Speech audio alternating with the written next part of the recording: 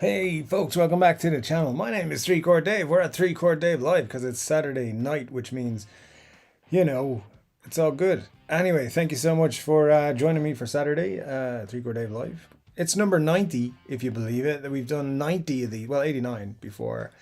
So yeah, to everyone who's been here, whether it's your first time or your 90th, Slodja.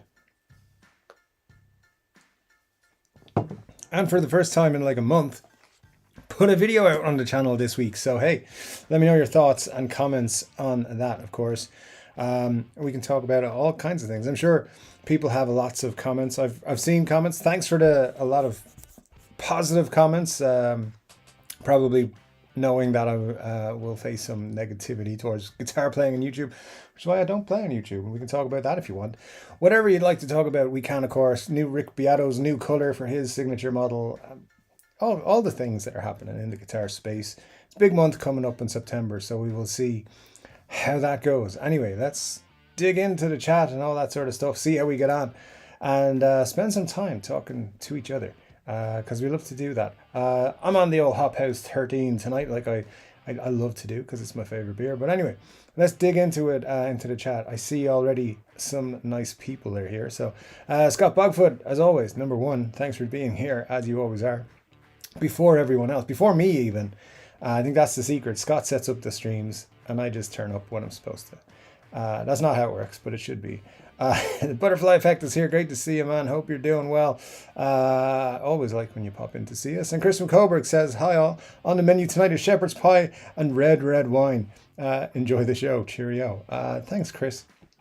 Sounds like deliciousness is being had. So good stuff. T is here. Great to see you, T. Hope you're doing well, my friend. Yeah, good stuff. Glad to see you as always. I know this is more of an electric guitar channel, but did you see Martin's new releases? John Mayer 20th anniversary and Clapton Crossroads series got 2 new additions, 2 interviews with Eric in 2 weeks. Yeah, that's unusual. Yeah, I saw them. They're fine. Again, like I do focus more on electric guitars because I don't know nothing about acoustic guitars. Some would say I know nothing about electric guitars, and that's all fine and well too. But yeah, I'm not a big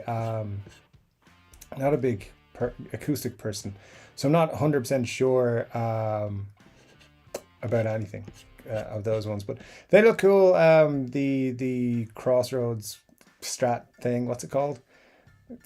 Crashcasters, that Muddy Hit Show called it that. I don't know. I don't pay attention enough to know that's what it's called. But he sent me that and it looked interesting. I don't know if I would buy it, no matter how much it costs. But yeah, hey, it's a fun little thing. But yeah, I didn't pay a whole lot of attention to those 2 things. John Mayer, I don't know. I think I'm gonna piss a lot of people off, but I think he's great and everything, but the buzz around him is too much. I mean, he's fine. He's nothing. I don't think he's a god. So I know I just lost 98% of my audience, and I apologize. But I just think he's just an average person.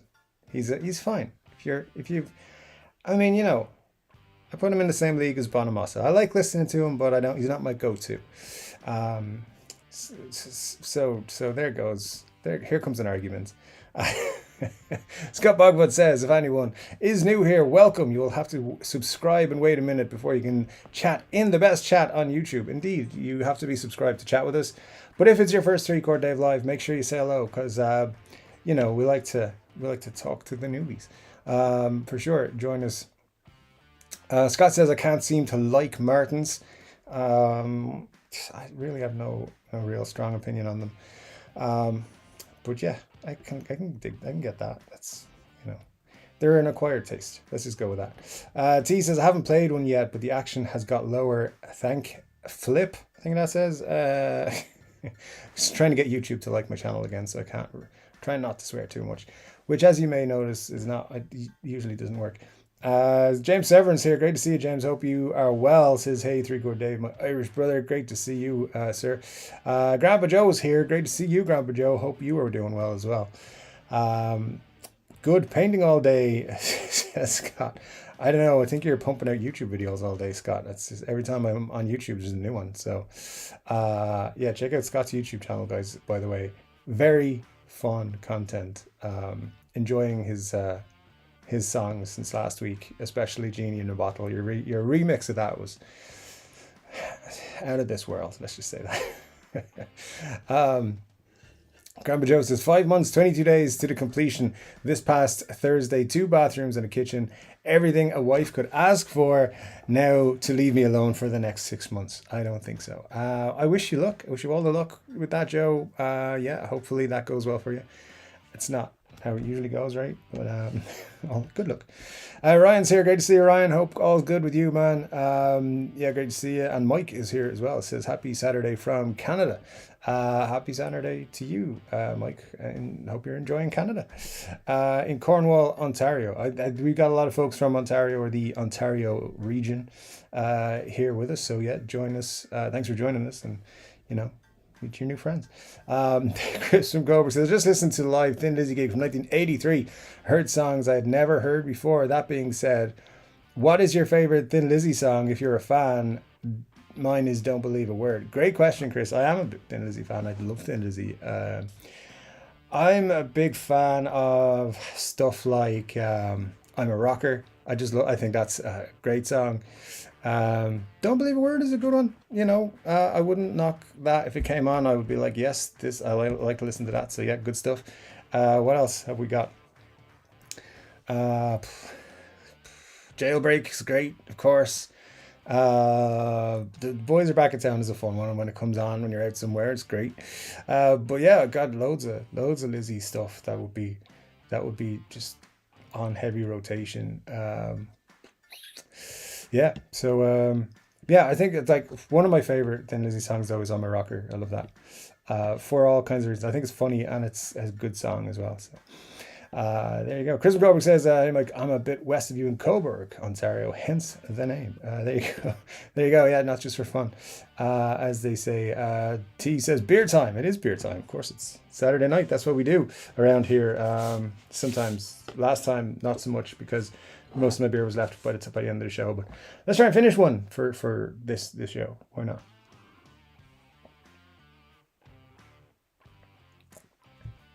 Anyway, let's dig in a bit more. Mike says, Scott passed it many times on the way to Ontario. Yes, we're neighbours. There you go. Very good. Ben Allmark is here as well. Great to see you. Ben says, good evening, ladies. Feeling the ladies. Like it. Good stuff. We don't get many ladies, so it's a bit of a sausage fest. Let's be honest. There are a couple of ladies who join us from time to time. A few. There's a small bundle of ladies. I think that's the collective term, is a bundle of ladies. And we appreciate them very much. Because, the testosterone levels is just through the roof here. It's crazy. In fact, YouTube kind of tells me that 100% of the audience is male. So, ladies, you're going to have to change your YouTube profiles. I presume YouTube is just deciding that you like guitars, so you must be male. I don't know. So maybe contact YouTube. DMAC is here. Great to see DMAC, as always. Hope you're doing well, my friend. My knees hurt. Is not a statement. It is the name of a person who joins the group. Beer time was whatever time I woke up, like 8 a.m. probably. Hey man, that's fine too. That's what works for you. That's all good. I've been drinking at 8 o'clock in the morning. Usually from the night before, it's just continued on, but that's okay too. Michael Tresk is here. Great to see you, Michael. Hope you're doing well. Says, what's up to the sexiest live guitar chat on Saturday featuring a 3-corded bearded man? Undisputed facts. I think so. I think those are facts, Michael. All of them. Thank you, my friend, for dropping in. Hope you're doing well out there in California after your recent bad weather last week. Hope you were doing well and weren't caught up in it too much. Manisar says, and I've already been super productive. Weirdly, Saturday is my least productive day of the week. There's just so much to catch up on. So I applaud you for your productiveness on a Saturday. Yeah, I never seem to get anything done on a Saturday. Like it's go this place, do that thing, go here, go there, like do shopping for food and stuff. And then it's like live stream time. It's like, where did that day go? And then it's Sunday and then it's back to work. So yeah, days are just flowing into other days at the minute, but hopefully we can get some sort of flow going. But I applaud your productivity. I really do. Matt van Bosch is here as well. Great to see you, Matt. Hope you're well, my friend. Always good to see you in the chat. And Victory is here as well. Says, stomp the 3-chord Dave like pedal. And that is something I should have come up with like 4 years ago. So Victory, thank you so much. Yeah, that's a great one. I'm going to start saying that from now on. Hit that like pedal on all my videos. It's great. Some dude called Glenn Bailey's here, says, hello family. Great to see you, Glenn. Hope you're doing well, my friend. We do love you. Missed you last week, Glenn, because you weren't here. I don't know if you have like a doctor's note or something as to why you weren't here, but you can report it to Scott. He'll decide what the punishment is for not being here. Just kidding, Glenn. We love you. Thanks so much for joining us, and it's great to see you. Hope you're well. Chris McColberg says, in the words of Ricky from Trailer Park Boys, we're getting high and drunk as flip tonight. That's just how I pronounce that in my language. Yeah, absolutely. Absolutely, why not? Richard Clark is here, says, hi, boysenberries. Hi, Richard. Hope you're well, my friend. It's always good to see you guys dropping back in. What I love is in the 3-chord Dave community, a lot of us just come back on a Saturday night. Or Saturday afternoon, or Saturday morning, or Sunday morning, wherever you are in the world. So great to see you guys dropping back in. Scott Steves is here, says, hello, everyone. Hello, Steve. Hope you're well, my friend. Great to see you. D-Mac says, I played a bunch of guitars and amps today at a local shop. That entry-level Gibson Adam Jones LP is heavy, but does it ever play nice? And the pickups are great. Cool, man. If it is a, what do you call it? A good, nice guitar. If the pickups sound great, there you go. Plays nice and it sounds good. We're good. Thumbs up for the 90th birthday. Yeah, man. I've said this anytime we've hit a milestone of any kind. I always say, like, I didn't think anyone would watch the first one. I was kind of nervous. I was very nervous for the first one, thinking nobody would turn up. And I think we had a bigger group than I thought on the first one. And we just kept doing it every week since. And then, well, obviously we've had a few breaks. We took Christmas breaks, and I've had like a week here or a week there where I've been like, I just can't do it this week. But for the most part, we've been doing it for 2 years. Because, yeah, I think it was September when we started this. It's pretty much 2 years now. Meaning we've missed like 12, I think, over 2 years. I don't think that's a bad record. I've missed way more days than 12 in my day job. So, although I do go to that every day. So, anyway, whatever. Scott says, for this video, maybe your best video, no joke. Thanks, Scott, I appreciate it. I'd wanted to do a lot more with it, to be honest with you. I had different set decorations, not decorations. I wanted to be in a different area of the house, but just didn't get time to set things up. So I was like, hey, it's been a long fucking time since I did a video. I better pump this one out. So I just did what I could with it, and I hope you guys did like it. And I know the topic of the video is always going to be controversial. I kind of don't mind that, because usually that means good views. And that's good, because more views means more of that so tasty YouTube ad revenue. So far, it's like $50 this month. So, living large. But I appreciate that, Scott. Thank you so much. Michael Tweska says, I hope Dave is wearing pants today. We don't want to have another incident. Hey, man, you guys can't see whether I'm wearing pants or not, and you never will. Oh, wait. No. There's no need. It's fine. It's summer. It's hot. It's all good. D-Mac says, cool vid this week, Dave. Thank you, man. I appreciate that. And Chris says, I'm on the Pabst Blue Ribbon and red wine and weed. There you go. You got the perfect menu going there. Why not? Good stuff. Well, let's launch it to you, sir.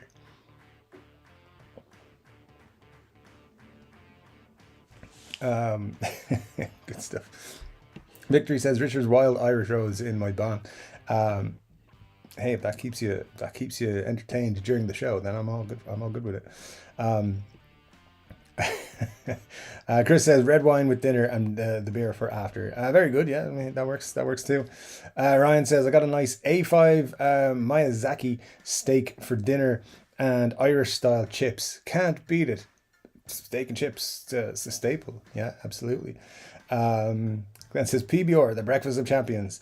I think that's what they call it, right? That's the official slogan, for sure. Chris says John Mayer can suck it. I mean, he probably can. I don't know. I just never got super into him. I don't know. I know people are super into him, and he's seen as some kind of guitar god. I don't see him that way, but that's fine. I'm glad people do like him, because we can't all be super cool. T-Mac says, play the Gibson / LP Gold Top, sounds great, but neck very chunky. The Gibson 50s LP Faded was great. Still think the Gibson LP Tribute is great, and it holds its own from those more pricey LPs. I think the Gibson Tribute is fantastic. Absolutely. I think that and the Studio are really good guitars. The Studio's getting pricey now, though, so yeah, so Tribute. Although the fact that they just pumped the price of the Tribute up by 200, it pisses me off. So, but yeah, they're nice guitars. If you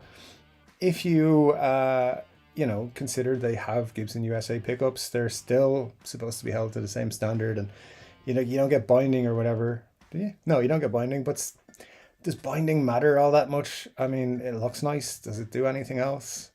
I don't know, but I like guitars with and without binding, so it's all good. Someone's going to tear me apart for saying that. Like, how dare you say binding's not that important? It's not to me, so there you go. Glenn says, who's John Mayer? He works at the GH establishment. I think he's a cashier. Michael Jessica says, I like Miller High Life, the champagne of beers. It's champion of beers. The champagne of beers. I mean, if it's beer, I'll probably give it a taste. So we'll see how it goes.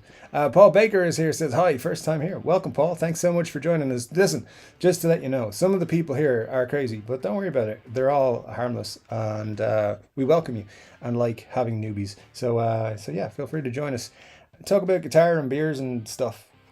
Sometimes the weather, sometimes, I don't know, John Mayer.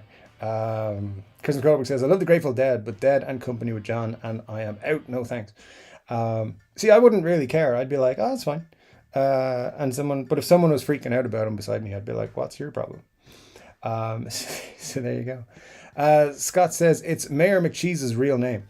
I don't know. If Mayor McCheese has a real name, but I like that. That could be it. Cushman NYC is here. Great to see you, man. Hope you were doing well. Says, hey, Dave. Hey, all.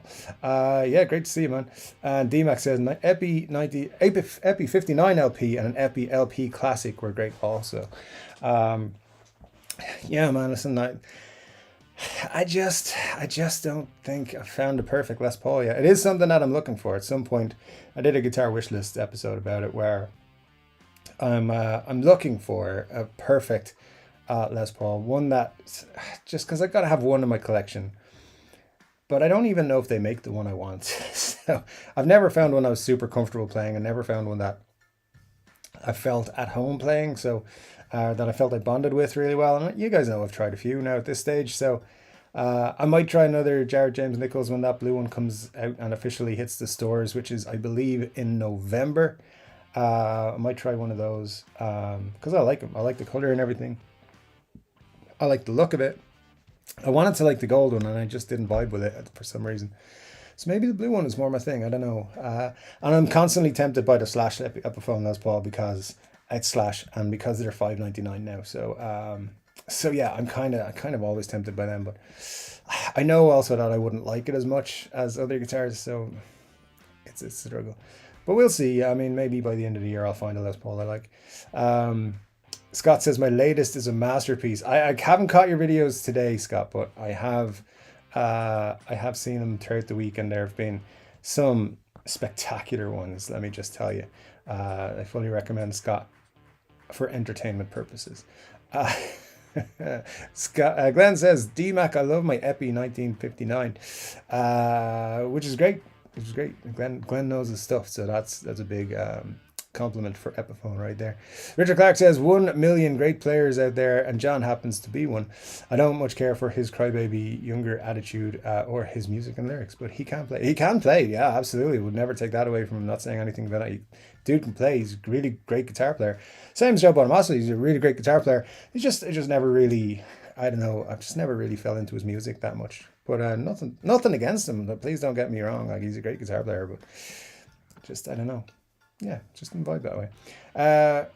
Victory says, pleasure to make your acquaintance, Paul. See, I told you some of us were weird. Just kidding, Victory. Benny Larson's here. Benny's cool. Glad to have you here, Benny. Thanks for joining us once again. And T says, you need an acoustic in your life, my friend. I have one. People always say that. You need to get an acoustic. I have one. It's over there. I haven't touched it since I moved into my house. It's just, I brought it into the house. I put it over there. It's still there. So, people can't accuse me of not having an acoustic. It's right there. I'm with you, John Mayer. He has some nice stuff, but shit, flip. T, stop trying to get me in trouble with the algorithm. It's I'm trying to make YouTube like me these days. It doesn't do that very often. Cushman says Chinatown. Yeah, dig that, man. That is super cool.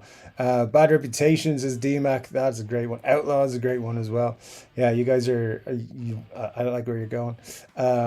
With that, Michael Tresca says, I've got to say, my new guitar itch has been satisfied since I got that Firefly double cut with P90s. I'm going to send Dave one for Kwanzaa. Hey, Michael, this is super cool of you, but it sounds like a cool guitar, to be honest, but there's absolutely no need to send me anything whatsoever. You guys take care of me very well, and I appreciate you all very much. Micah is here. Great to see you, Micah. Hope you're well, my friend. It's been a while. Says, my God, it's been a hot minute since I've been here live. Hello all, and Budget Billy Gibbons. Thanks, man. That's all I want to be in life, is a Budget Billy Gibbons. Great to see you. Hope you're doing well, my friend. Yeah, it's super cool to have you in the chat with us tonight, or this morning for you, of course. Glenn Bailey says, Thin Lizzy, Johnny the Fox. Yeah, cool. Liking the Lizzy Love tonight. That's pretty cool. Canada has its own Thin Lizzy-like band, Trooper. Are they a Lizzy-like band? What was the name of that Canadian band they made that movie about? Anvil. They're my favorite Canadian band of all time. Lips from Anvil. What a dude. If you haven't seen that movie, it's a documentary. I think it's just called Anvil. It's hilarious and fantastic and heartwarming and sad. It's great. I loved it. It's one of my favorite rock documentaries, actually, now that I think of it. And I know someone was asking about that recently. But Anvil's a really good one to check out if you haven't seen it already. Yeah, Trooper. I've never heard of them, so I'll have to look them up for sure. Victory says, love Phil Lynott. Indeed, yeah, Phil was the man. What a guy he was. Yeah, lots of highlights from him in his short time here. Richard Clark says, the progression on Boys Are Back in Town is so great and so much fun to play, almost jazz-like. It's just a perfect tune, really. One of my favorite moments in my life is myself and three of my friends singing that in a karaoke bar in Asia one time on my birthday, and we were so smashed. It was hilarious. Like, not one of us was in tune or in the right key or anything. It was hilarious, but it was also fantastic. It's a great song to do on karaoke if you're drunk, let me just tell you. There you go. Michael Jessica says, hit the like and be like Scott. I just did. Indeed, be like Scott. It's a good thing to be. Brian says, a gaggle of women is the proper term. All right, cool. I get it. Yeah, sorry. I was mixing up my my terms there, but you're correct. A gaggle of women is the right way to go there. Manizar says, I cannot play any real songs. I just make up my own songs and I can only play them once. My knees hurt. You know what? If you watched the Noel Gallagher thing that Gibson put out this week, he said that. He was like, I can't learn songs. So I just make up my own. So there you go. He's being successful. So yeah, there you go. Lots of people do that. And I remember doing that when I was a teenager. Be like, I don't want to learn songs. This is one I wrote myself. And then just make something up on the spot. So there you go. Money's Hurt says, it's not considered drinking in Ireland. It's just living. I mean, I'm not gonna, anyway, maybe.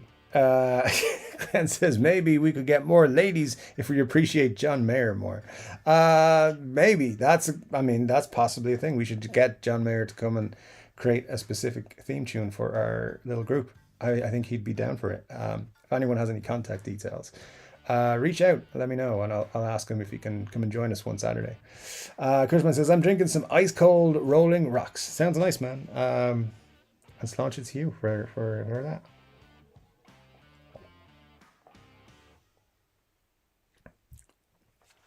Let me see. Michael says, cool shirt, Dave.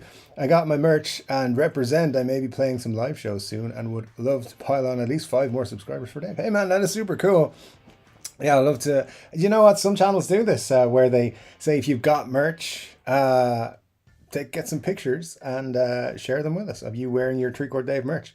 I mean, they don't say that on other channels, but like, Phil McKnight doesn't say, "Hey, take pictures of you in your Chord Dave merch." But I'm going to say it. Yeah, send them in. Absolutely. Drop the emails in the description box of all the videos. So feel free to do that. That'd be super cool, Michael. And I love it. I love the idea of you guys out in the world with Chord Dave t-shirts on.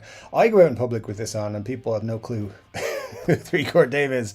But it's fun. Sometimes I do wear the one with the with this image on it, and people are like looking at me like, kind of, that might be a picture of you. And they're like, I guess people trying to figure out who that is. But there you go. Chord Dave merch. If you haven't, if you don't have Chord Dave merch, but you would like some, thanks, Michael. There's links in the description box, or little box things. Sometimes they work, sometimes they don't. It's quite annoying. But if they don't work today, try them tomorrow. They'll probably work then. And you can represent Chord Dave, the Chord Dave community. I think this t-shirt is still available. It just says Chord Dave on it. The other ones have like images and stuff. So yeah, if you want to pick one up, they're super cool, and it's a great way to support the channel. And there's lots of ways to support the channel in the description box below. And you can do all the other things that you do on YouTube if you'd like to, like liking and subscribing and all that sort of crack. Chris says, I'm going for a second helping of pie. Damn it, man. I'm not, like, I can't eat at this hour. It's like, it's live stream bedtime. So it's, yeah, no eating at this point, but there we go. Let me see. My knees hurt says, I was out of town this week, so I made up for lost time when I woke up. Why not? You got to make up for lost time somehow. So that's all good. Victory says, Lizzie with Vinnies. Very cool indeed. And Ryan says, I'm drinking chocolate milk. My dog is staring at me intensely, waiting for the little bit at the end. There you go. Dogs are indeed, it's just little beggars. Victory says, Chord Dave inspired the idea. I love it, Victory. It's a great idea. The Chord Dave like pedal shall be stomped from now on. Michael says, I identify as a lady who identifies as a dude. Does that count for the algorithm? I don't know. I shall ask YouTube. I don't know how it works, but like my analytics are always telling me like your audience is 99.99% male. I'm like, I'm pretty sure there's more than that in the female variety. But then again, when there was like one subscriber on the channel and I knew who that was and I knew it was a female, it came back that it was like 100% male audience. So yeah, maybe sometimes it's just not right. YouTube is usually not right. Anyways. Benny says Trailer Park Boys was a great series. Yeah, it was a cool series. Bubbles from that show, the character Bubbles was on stage with Guns N' Roses recently for Paradise City. I'm not sure where. It was one of their recent North America TV shows, tour dates, even better. And they will be, I think there's a video of it on YouTube. Maybe they put it on their Facebook page or something. I don't know. But that was a fun one. Matt Von Bosch says the £20,000 John Mayer is outrageous. A shame to think it will be bought and likely never played. Collectors/investor guitars are just a bit wrong.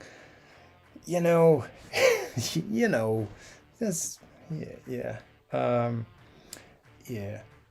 So, Richard says, my knees hurt. It's all over, man. If it's in G, but it uses a lot of augmented stuff. From the first rhythm part, you can find quite a few lessons for it on YouTube. That's where Boys Are Back in Town.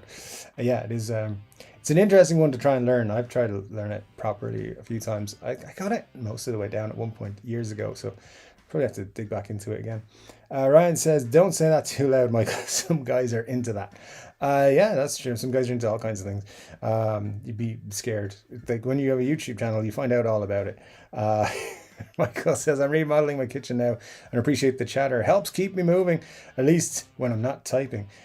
Dude, paint that kitchen cabinet or whatever. Yeah, get working, man. Sorry, Michael. Take your time. Take it chill. It's all good. So yeah. Anyways, it's always a good time when people are listening while working. It's glad to be there to keep you company. And I just lost a load of chats. Where'd they go? Matt Van Bosch says, "Wow, 2 years of Three Chord Dave. It has flown by. It's 2 years of Three Chord Dave live. It's actually it's 3.75 years of Three Chord Dave in general. But Three Chord Dave live is 2 years old now. So yeah, it has flown by. It doesn't feel like 2 years ago when we started doing this stuff, but here we are, still doing it. Scott says, Dave, what's your thoughts on Wolfman Jack, the radio DJ? I don't know who that is, so maybe I've heard him. I'm not sure. I'll have to look it up, Scott. I don't know. Victory says, my roof is remodeling. My posture keeps falling down. Yeah, that'll do it. Be careful in that case, and just take it easy. Take it easy. Why not? It seems like a good time to take it easy. Let me see. My niece Hurt says, Richard, I can't seem to learn new songs, but I know all the chords and notes. Why is this not moving for me? Of the neck, but my brain is a piece of, so I can't. Something isn't right. Hey man, I don't know what's going on there, but it, hopefully that'll fix itself at some point for you. But just playing and jamming and loving your own stuff, that's pretty cool. I can't hear, so I have to try and memorize songs by the chords as if they were written on paper. That's okay too. I know what's going on, guys. The comments will not move for me, so I'm stuck on this one comment. Could you? There we go. All right, fine. YouTube, man, it's just, I think somebody is testing me with the YouTube and the systems and the things. Anyways, we're back. It's all good. Ryan says, I've been heavily into playing slide lately. Once I learned what open tuning is, became a hell of a lot easier. Dude, yeah. Open tuning is great, I don't play a lot of slide. I haven't really ever messed around with it too much. When I was younger, I played a little bit, but yeah, open tunings would be fine. A lot of fun with that, I'm sure. Victory says, I'm still on breakfast. Hey, breakfast. I'm closer to breakfast than anything else right now. Scott says, my knees hurt. Have you tried Chord U or Chordify? I heard Chordify is really good. I haven't used it myself, but I've heard it's really good. Ryan thinks John Mayer sucks, and I'm not going to say he does or he doesn't, but I'm not going to be listening to him tomorrow. That's the most likely outcome of this. Kegs and eggs. I like it. Kegs and eggs. Buds and bong, H2O. Why not? Why not? You gotta have something. Glenn says, I'm not a fan of red guitars, but Rick Beato looks okay, I think. I mean, I'm not a super see, I'm hesitant to say anything because you guys will make up fake accounts saying I don't like them. Or that I do like them, I should say. So I have to read out that name. But yeah, I I don't mind red guitars, but they wouldn't be my first choice. Let's say that. I think I'm safe if I say that. I don't mind them, but it wouldn't be my first choice. But the Beato one, it's kind of, like I was saying to Muddy the other day when they announced them, I'm waiting for the green one, I think, of that particular guitar. So we'll see. Ryan says, I hear the new Supreme out September 26th will cost $4,000. Yeah, $4,000 sounds about right. Let me see the date, September 26th. Let me just check some notes. Where's my calendar? There we go. September 26th, you say. Yeah, there's a Gibson release that day, so it could be that one for sure. Yeah, 4,000 is what I believe. So yeah, so everything that we've found out about it so far is that there's actually multiple Supreme models coming out, different types. I don't know if they're going to be like a Super Supreme or a Mega Supreme or whatever, but I think there's going to be different variations of it. And $4,000 is the base price, is what I'm hearing. So yeah, we'll see on September 26th. See what they are. I have no more information just yet to share on that. Benny says, remember to hit the like. Indeed, how many likes have we got? 23 with 27 people watching. Can't complain with that. It's a high like to viewer ratio, so we're all good. And Glenn Bailey says, 4K, no thanks. For the Supreme. Yeah, it's not everyone's cup of tea. It would have to be something really special for me to want to spend 4,000 on it, and I don't see them bringing out anything new that's going to make me want to do that. Older stuff, yeah, sure. Ryan says, yeah, that's it. That's what I said. Then I gave it a buzz. But that's, yeah, it's an addiction. We can't help ourselves. Michael says, let me know if my super chat didn't go through. It said confirmed, then YouTube crashed. Let me check for you, Michael. Thank you so much, sir. I don't see a super chat, so maybe just double check with YouTube. But it didn't pop up for me. So yeah, check with YouTube before you do anything. And thank you so much, sir, for your kind thoughts. Glenn Bailey says, it's Stump the like pedal is our new slogan. Yeah, I like it. I like it a lot. Just have to make sure everyone who's new understands what that means. Glenn says, I didn't see it, Michael. Oh, for the super chat. Yeah, it didn't come up, unfortunately. Stump the like pedal t-shirts. I'd be afraid in that scenario someone would actually get their ass kicked and stomped on the pedal, and then they'd be like, this is your fault for making this t-shirt. So let's make them. Let's see what happens. The best t-shirt ideas come from you guys on the Chord Dave Live. Actually, the best t-shirt ideas come from Jess on Chord Dave Live. So we'll see what she thinks when she comes in next time. Jack Collins says, hello, Chord Dave. Hello, everyone. Hope everyone's doing well. Hey, Jack. Hope you're doing well, man. Great to see you, as it always is. And my niece says, red guitars are the best guitars. See, this is the conversation. Everyone's got a favorite, and nobody will agree with anyone. I mean, people who agree with each other will agree, but they won't listen to someone else's opinion when it comes to colors. I like blue guitars. I don't know if you guys have recognized that. They're my favorites. But I also like cherry sunbursts, and I like sunbursts a lot. I don't like silver bursts. I don't like dull colors. Yeah, that's about it. I have a thing for green guitars right now. I don't know why. Yeah, I like green. Patriotic and all. Michael says, that Jared James nickel neck is just gigantic. I wanted to like it, but I couldn't get over it. The neck is gigantic on it, yeah. Not a huge fan usually of large necks, but that one didn't bother me too much. I think there's a bit of variation in the Epiphones, because the one I got, while it was a thick neck, it didn't seem overly thick to me, but some folks have said, yeah, what you've just said, that it was too much. So yeah, I think it's one of those things. And I spent a lot of time playing with playing a slim taper neck, like a 60s neck.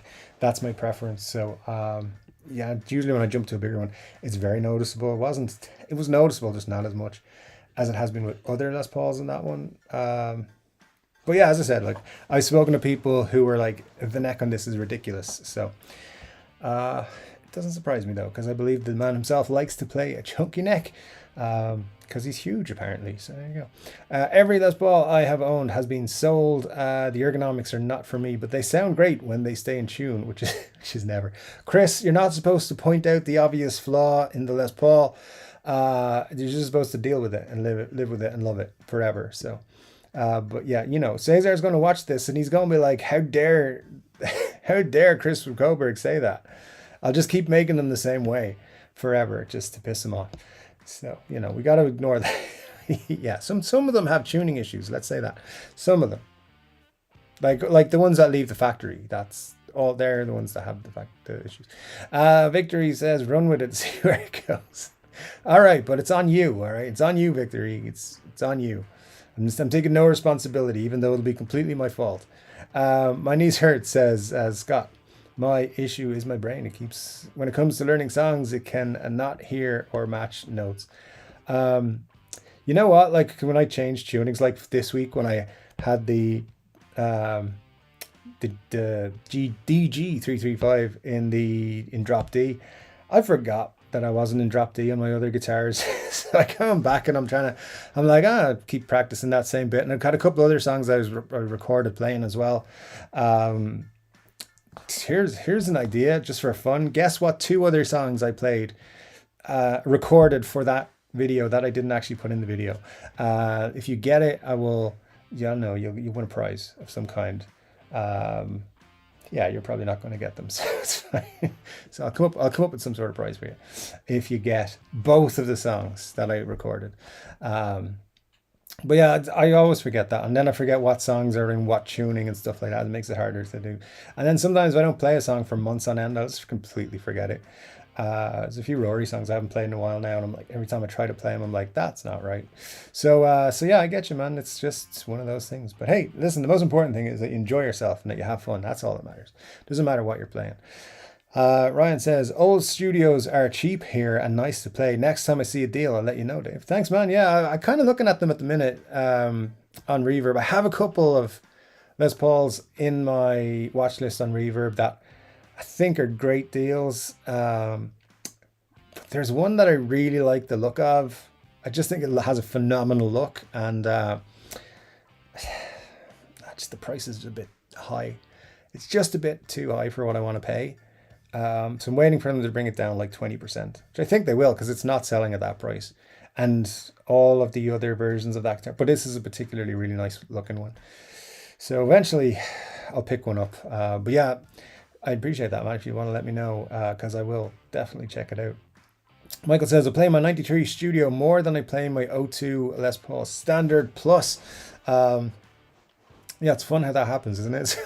Sometimes the cheaper guitars just have something else to them. I don't know.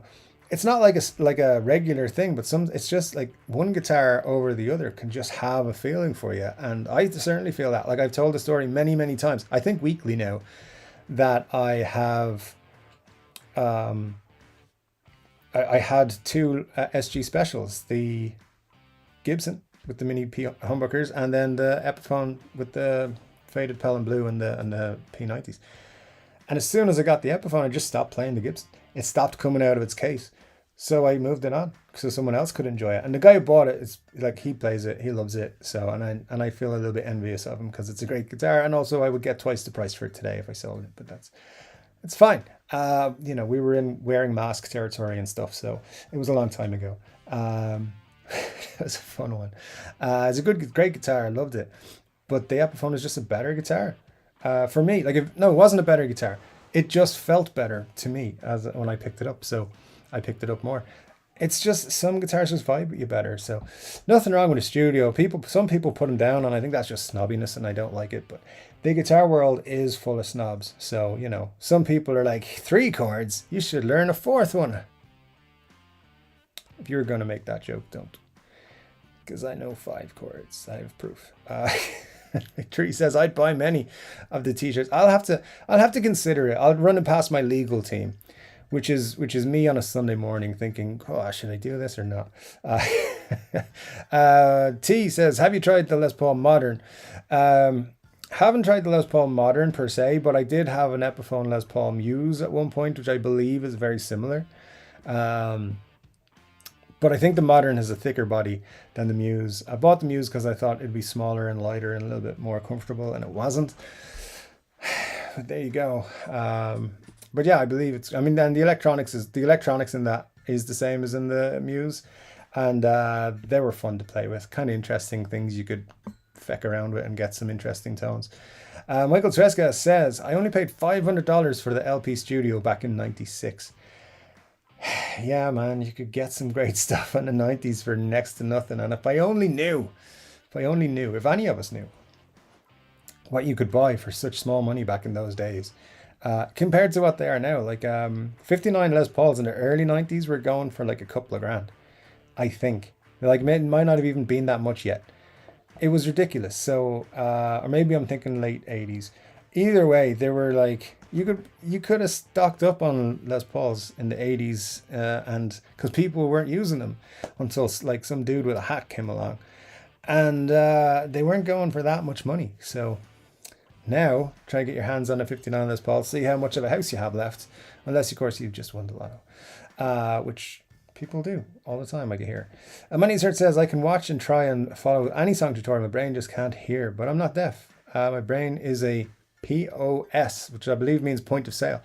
I'm sure that's not the case.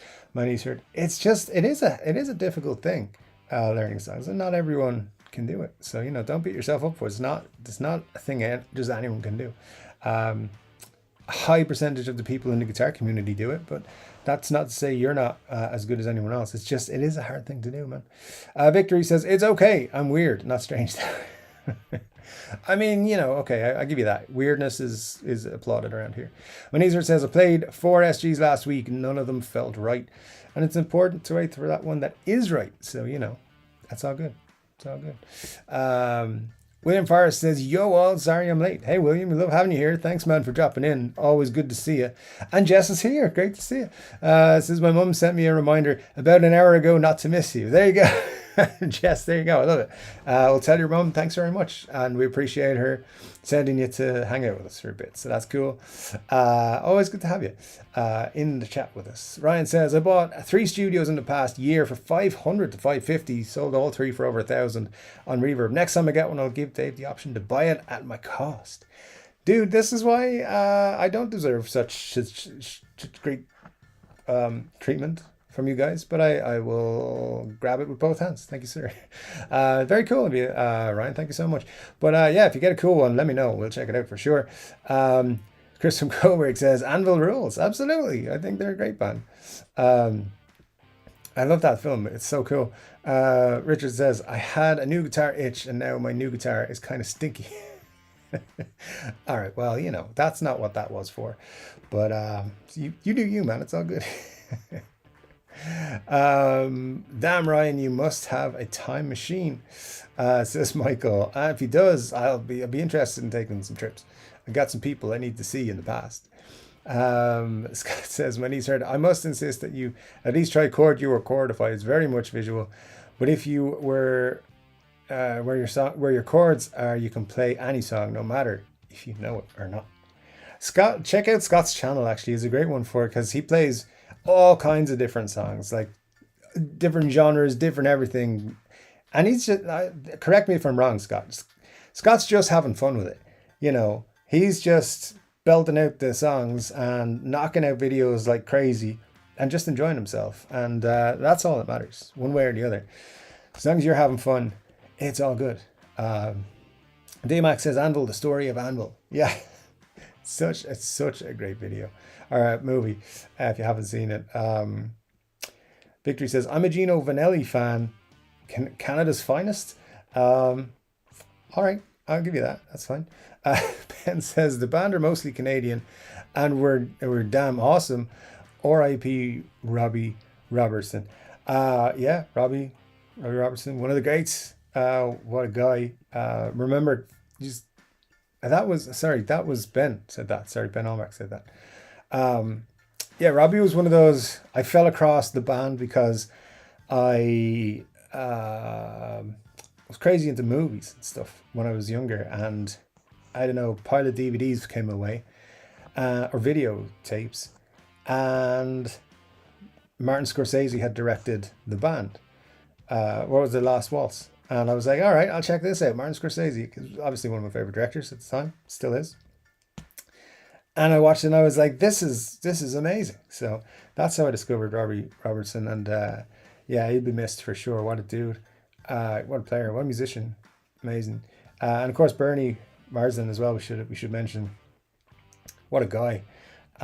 Very sad to hear of his passing. But, people like that will never be forgotten. And I think that's the cool thing. Their music will live on forever. And, no matter what you do, you'll never get away from great music, like great musicians like those guys. Anvil was really entertaining, says Richard. Indeed, glad you liked it, Richard, and the band themselves. Glenn says, I've tried Chordify. I liked it. I recommend it. Very good, very good. Ryan says, no, they just don't sell here. And L&M has clear out sales and always have a few of them for that. That's awesome. That's a good reason to move to Canada. I think to get cheap Les Paul studios. Chordify is the better of the two, but also the most restrictions if you use it for free. There you go, Scott. Hey, we're checking out. Why not? Chris says, oh geez, I just glued in the Noel Icons video. Thank you. Glued in, yeah, it's a good video. I enjoy it. Like, I'm not the biggest Noel Gallagher fan in the world, but back in the 90s, I was very much in the middle of the Blur Oasis rivalry. I liked both bands. It was pretty cool. A time to be alive, be a teenager and rocking out to both bands. And I listened to some Blur last week from back in the day, and I was like, I don't know why this hooked me in as much as it did, but I was like a huge fan of that band back in the day. And then I listened to some Oasis songs, and like right after, I was like, this is more like if I was today, I would listen to that more than I would the Blur songs from back in the day. But at the time, I was like, I liked Blur better. I got to admit it. Probably because they were my first live gig I ever went to was Blur. So, so they have a special place in my heart.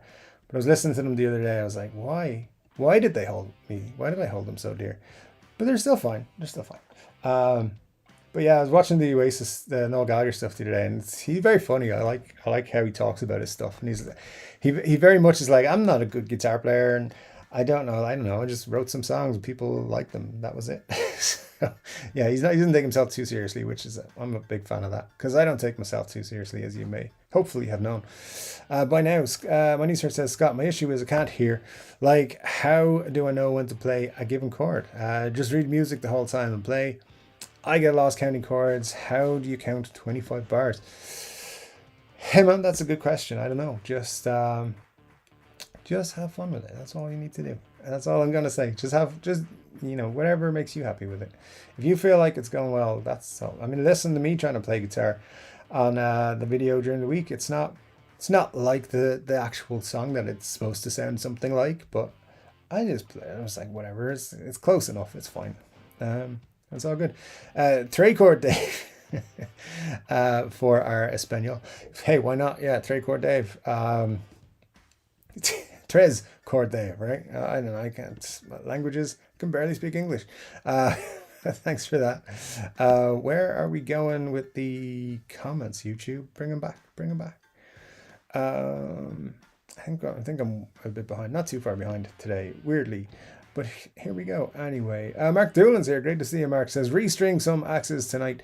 Been raining today. Maybe summer's gone. Dude, I feel like that is the case.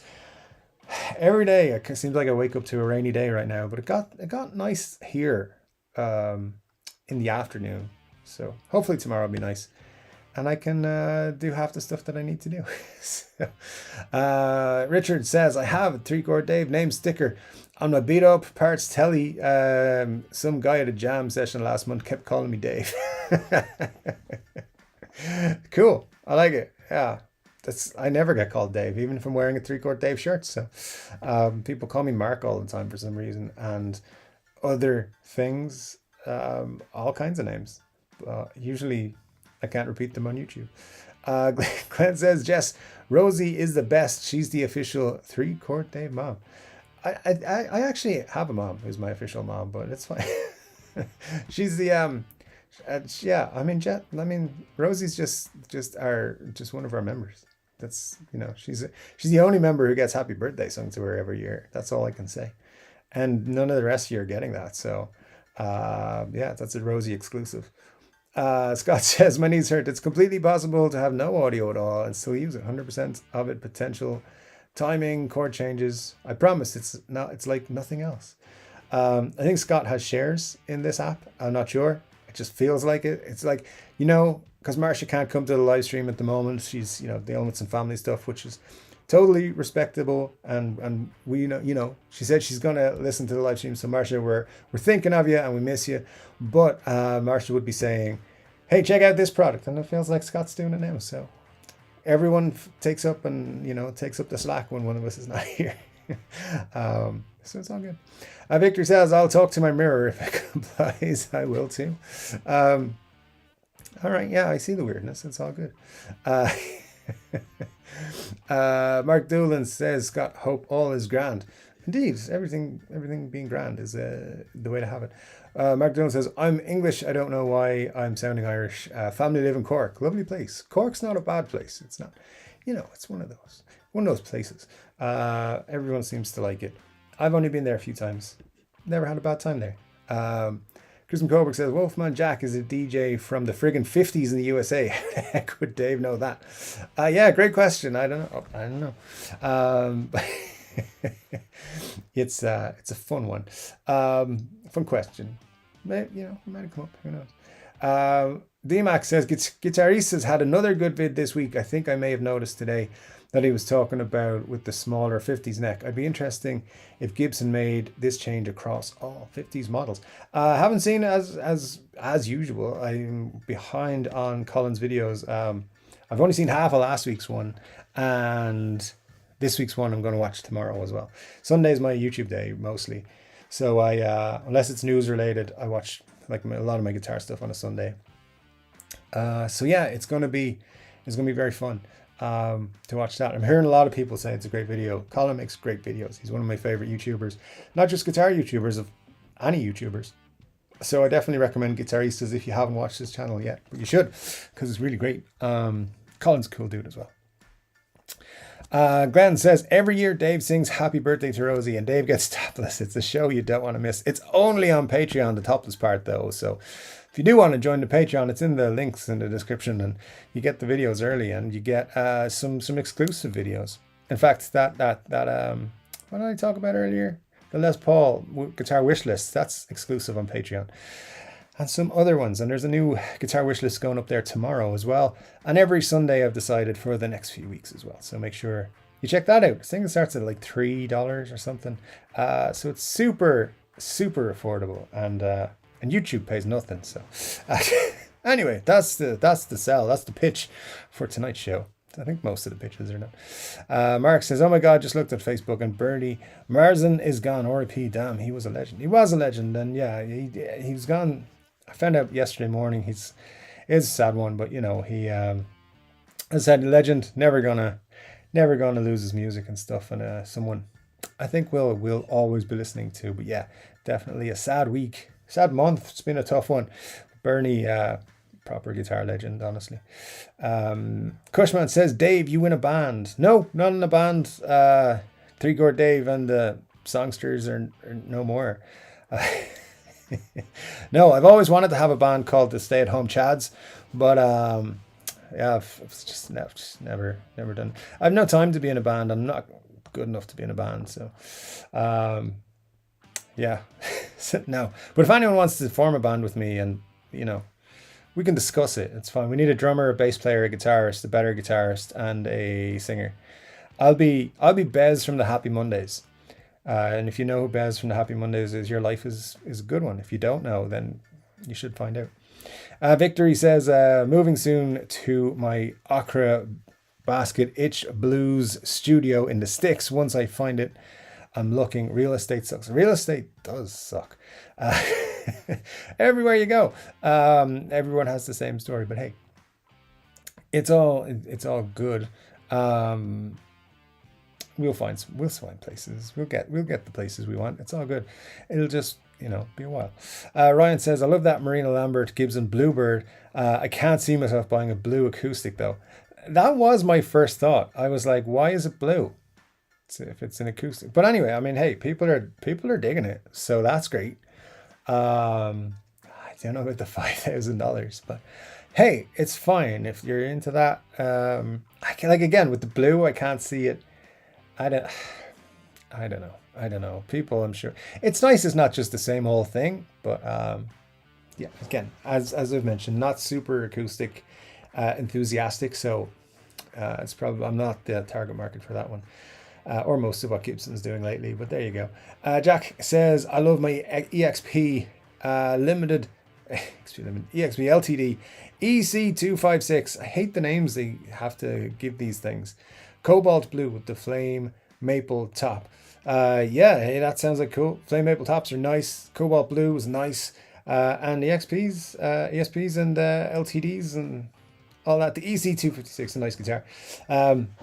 Yeah, all the names they give us. Just make it easy for us, guitar companies, please. Of course, it's not as bad as Ibanez, but so it's all good. Victor says, Rico Dave, you know who Don Kirshner is? I feel like I should. I feel like I know who that is, but just right now I'm drawing a blank. So come back to me in like after I've Googled it and I'll find out. Richard Clark says, the Bluebird looks awesome. I almost got that first Beato when I was looking at specials when I went to the TV model. To make a green one, like Dave said. I would have to a tough choice to make. I think green's the next logical one. But maybe we're talking a year away. I don't know. I like the guitar itself. I like the blue one. Uh, I don't dislike the red one, and I think a green one would do well too. So I mean, look, they could bring that out in walnut brown, and people would buy it. So nothing against walnut brown. It's just I don't like it myself as a color. But anyway, Ryan says Bernie died on Thursday. I believe he did. He did. Yeah, Thursday night his family released a statement to say he passed peacefully on Thursday. Chris says, well, guys, I got to go to work this pie with a good dog walk and a night time skateboard ride. Peace and love. Take care, Chris. Thanks for joining us, man. Super cool to see you. And always love being, just made feel hungry. Ryan says, Richard, I nearly bought the blue one also. I would have went for a black P90 special used. Almost half the price. That's a good deal for sure. What shade of green is most Irish? All of them. Ireland owns green, so so yeah, probably.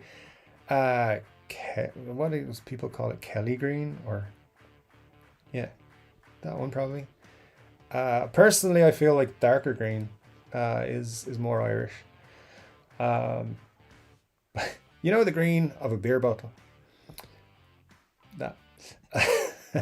Yeah, great stuff. Shamrock green, says Chris. I like that. That sounds good. Emerald translucent. That's what. Anaconda burst. Green is quite Irish, to be honest. DMAX says the Epi SG Classic and Worn Inverness green is cool. It's got P90s. That is a cool one. I like that a lot. Yeah. I like any SG. Really, I just love SGs. But yeah, that's cool. It is a struggle not to buy that one though when I see it, because I always think it's a good deal. This is a pretty cheap guitar. Benny says emerald green. I suppose that works for me. Ryan says transparent emerald green would be awesome, like the Slash LP. The Slash LP one is cool indeed. I do like it. Doll and Monkey Wrench, says Richard. Those are fun songs. I like them. Emerald is what I think as well. Shamrock green or spring green is the answer, says Chris. I like it. Those Supermans look gorgeous. What now? But hey, I'll take it. Lucky Charms, Dream Green. Hey, I just, Lucky Charms. Just every time someone says Lucky Charms, this gives me flashbacks to a certain moment when I was in an airport and an American lady who had come to Ireland started calling me Lucky Charms from like across the airport. It was funny, but it was also, I think I was blushing. It's just a funny joke between us. That was very public at the time. Paul McKeown, good to see you, Paul. Hope you're well, man. Says, is one of them a minor 6? If not, it should be. Concerned of Glasgow. Is one of what? A minor 6? What are we talking about? But anyway, let's continue on. Great to see you, Paul. Thanks for joining us. Leprechaun pea green? Leprechauns don't pea green. That's a myth. Pea gold. So. Anyway, Paul McGowan says Fender Strats in the 80s were a good price.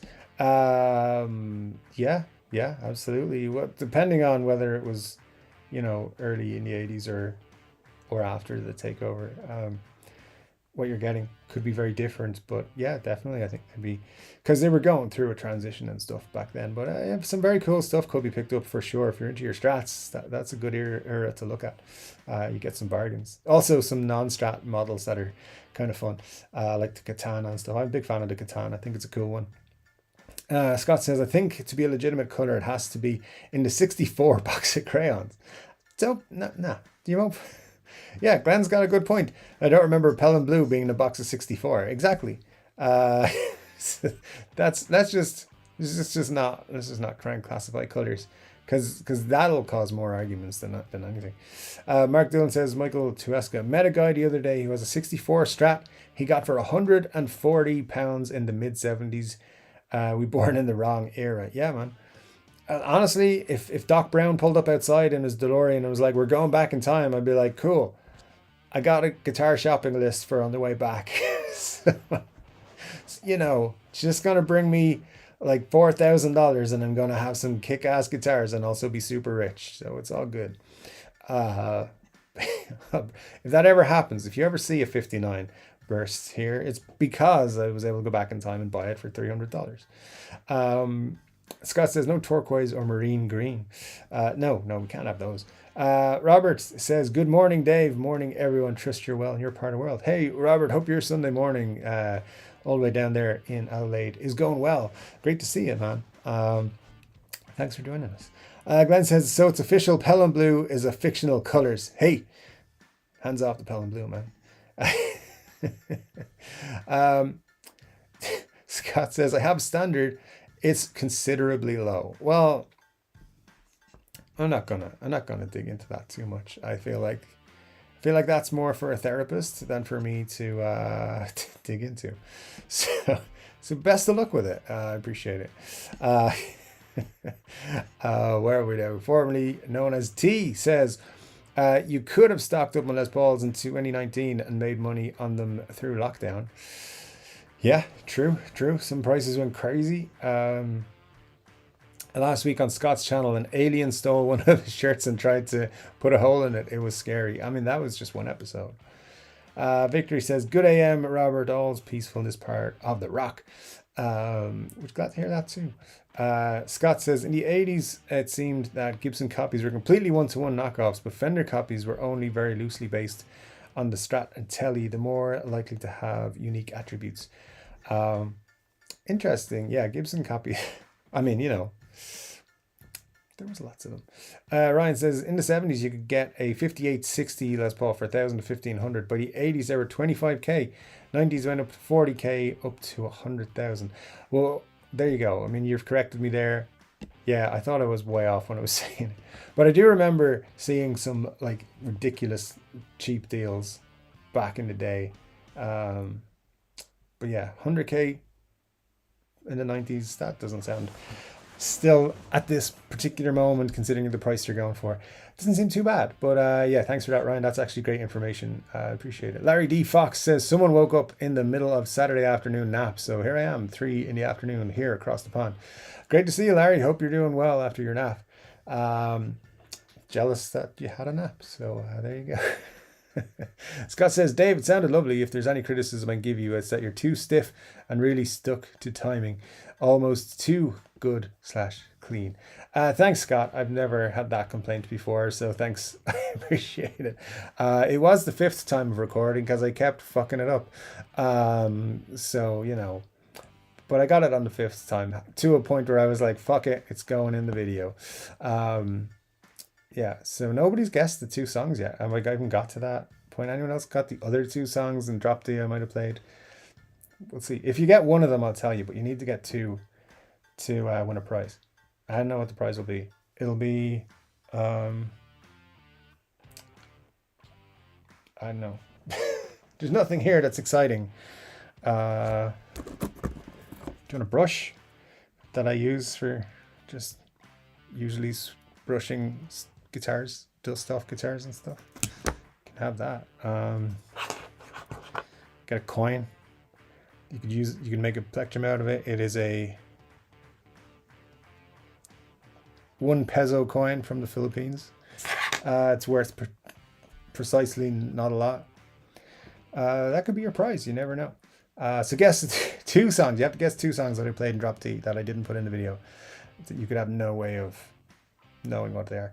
Larry says, I have to start using the reminder button. Do it. Hit that notification bell. Yeah, reminder for everyone. If you're subscribed, hit the notification bell. And if I ever put out a video, which will happen occasionally, you'll get a reminder. Plus Chord Dave Live reminders, which are great because they remind you to come here. So for sure, you should do it. T says, did you see the books he released on his guitar collection, Bernie Marsden? Cover is cool on the high-end book. I haven't actually had the books, but I have seen them. They're very cool. His collection is amazing. So yeah, I think he's very cool. A lot of people who are cool in the guitar community respected Bernie a lot. So that's all you can say. He's a pretty cool dude. Ricky Compton's here. Great to see you, Ricky. Says, hey, everyone. Hope all is well. Hope you're well, Ricky. Great to see you, as it always is.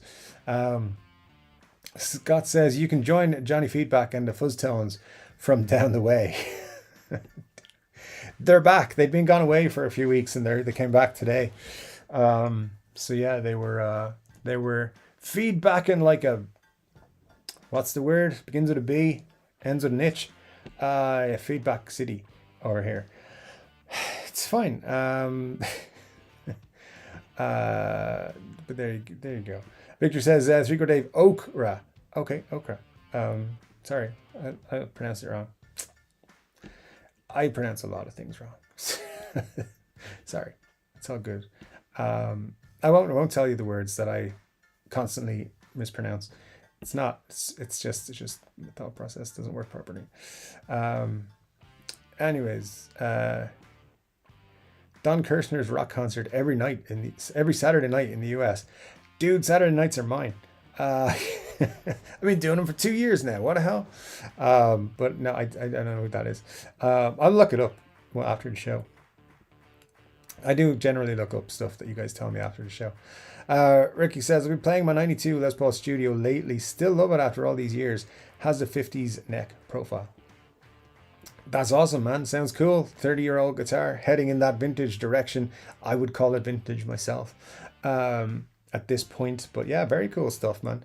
And I always love that, like, when people have a guitar that long, they still love it. That's super cool. Scott says, my dad used to tell me all that stuff before my time. Hey, it's before my time too. I think. Benny says, I liked your guitar playing this week, Chord Dave. It sounded like you've been practicing. Thanks, man. Appreciate it, Benny. Yeah, I might have run through a couple of rehearsals for 3 or 4 weeks. I don't know. Yeah, I have. I appreciate that. Listen, you guys have left comments and everything, and some of you messaged me saying the playing was good, because you guys know I don't like playing on YouTube because I tend to get comments, and that's why I don't. That are comments that are less than positive. So I appreciate all the comments you guys have made saying stuff like what Benny has just said. That's super cool of you. And Scott said it, and a few of you sent me really nice messages. So thank you so much. I appreciate it. And those of you who sent me tongue-in-cheek messages, I dig that too. So thank you so much. That was cool.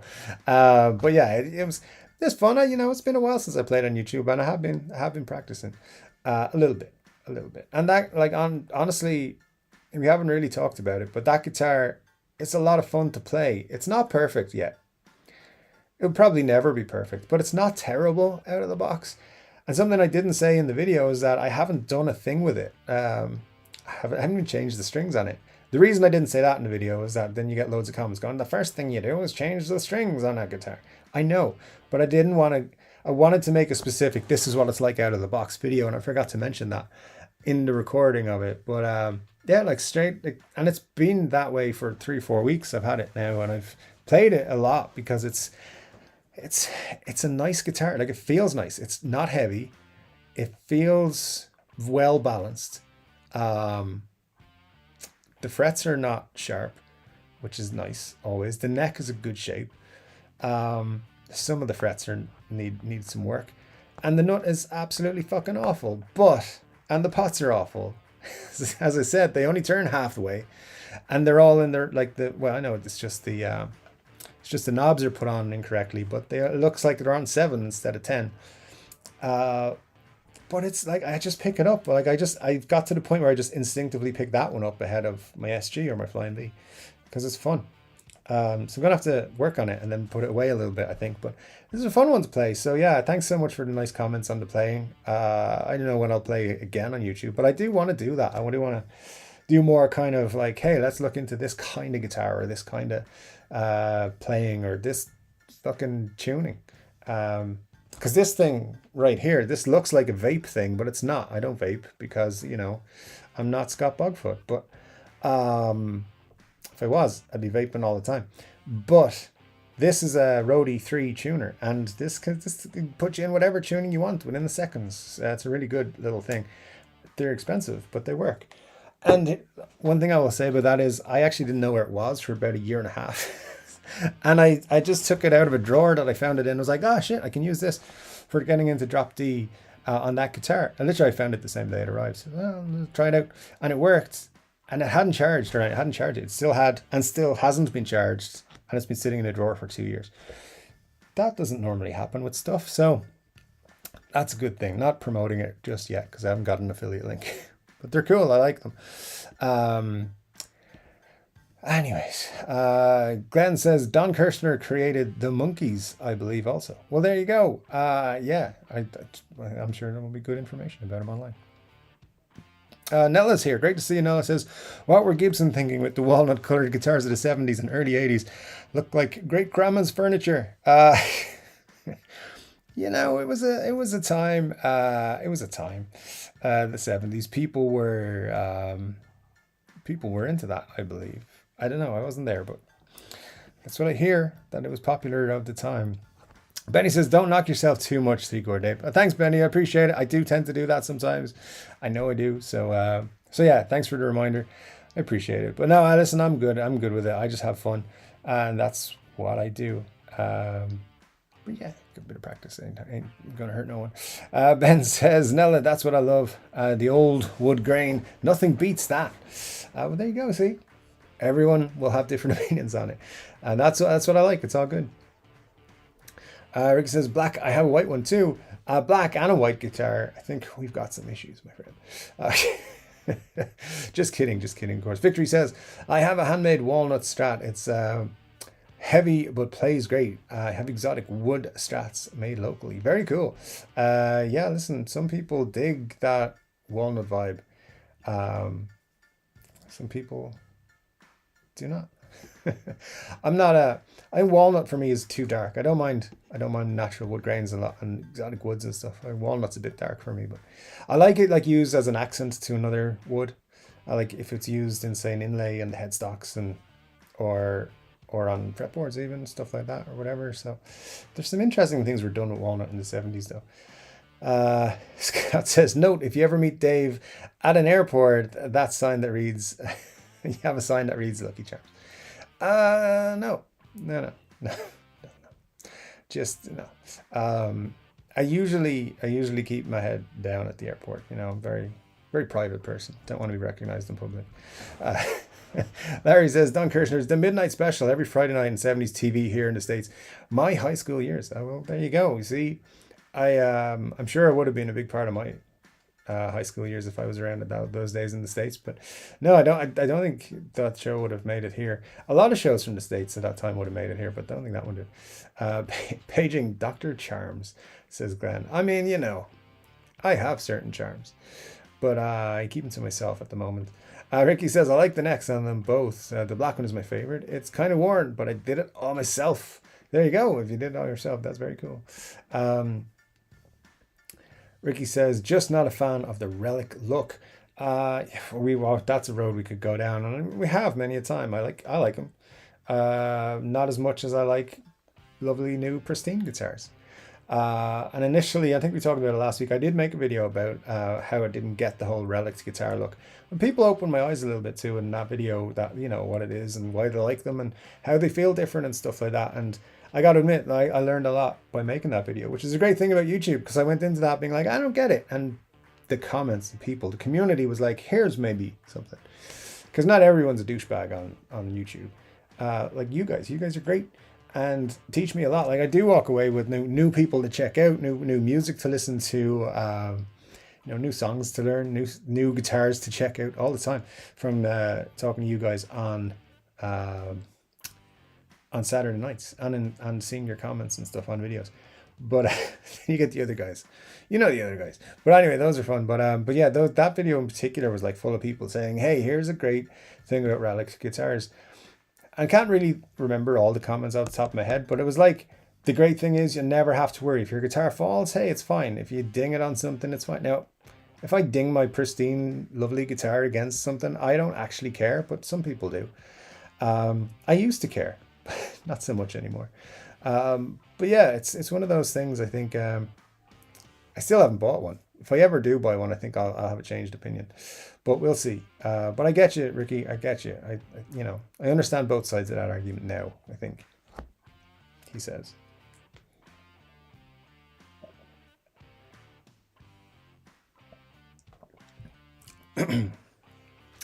Get gold before you go back.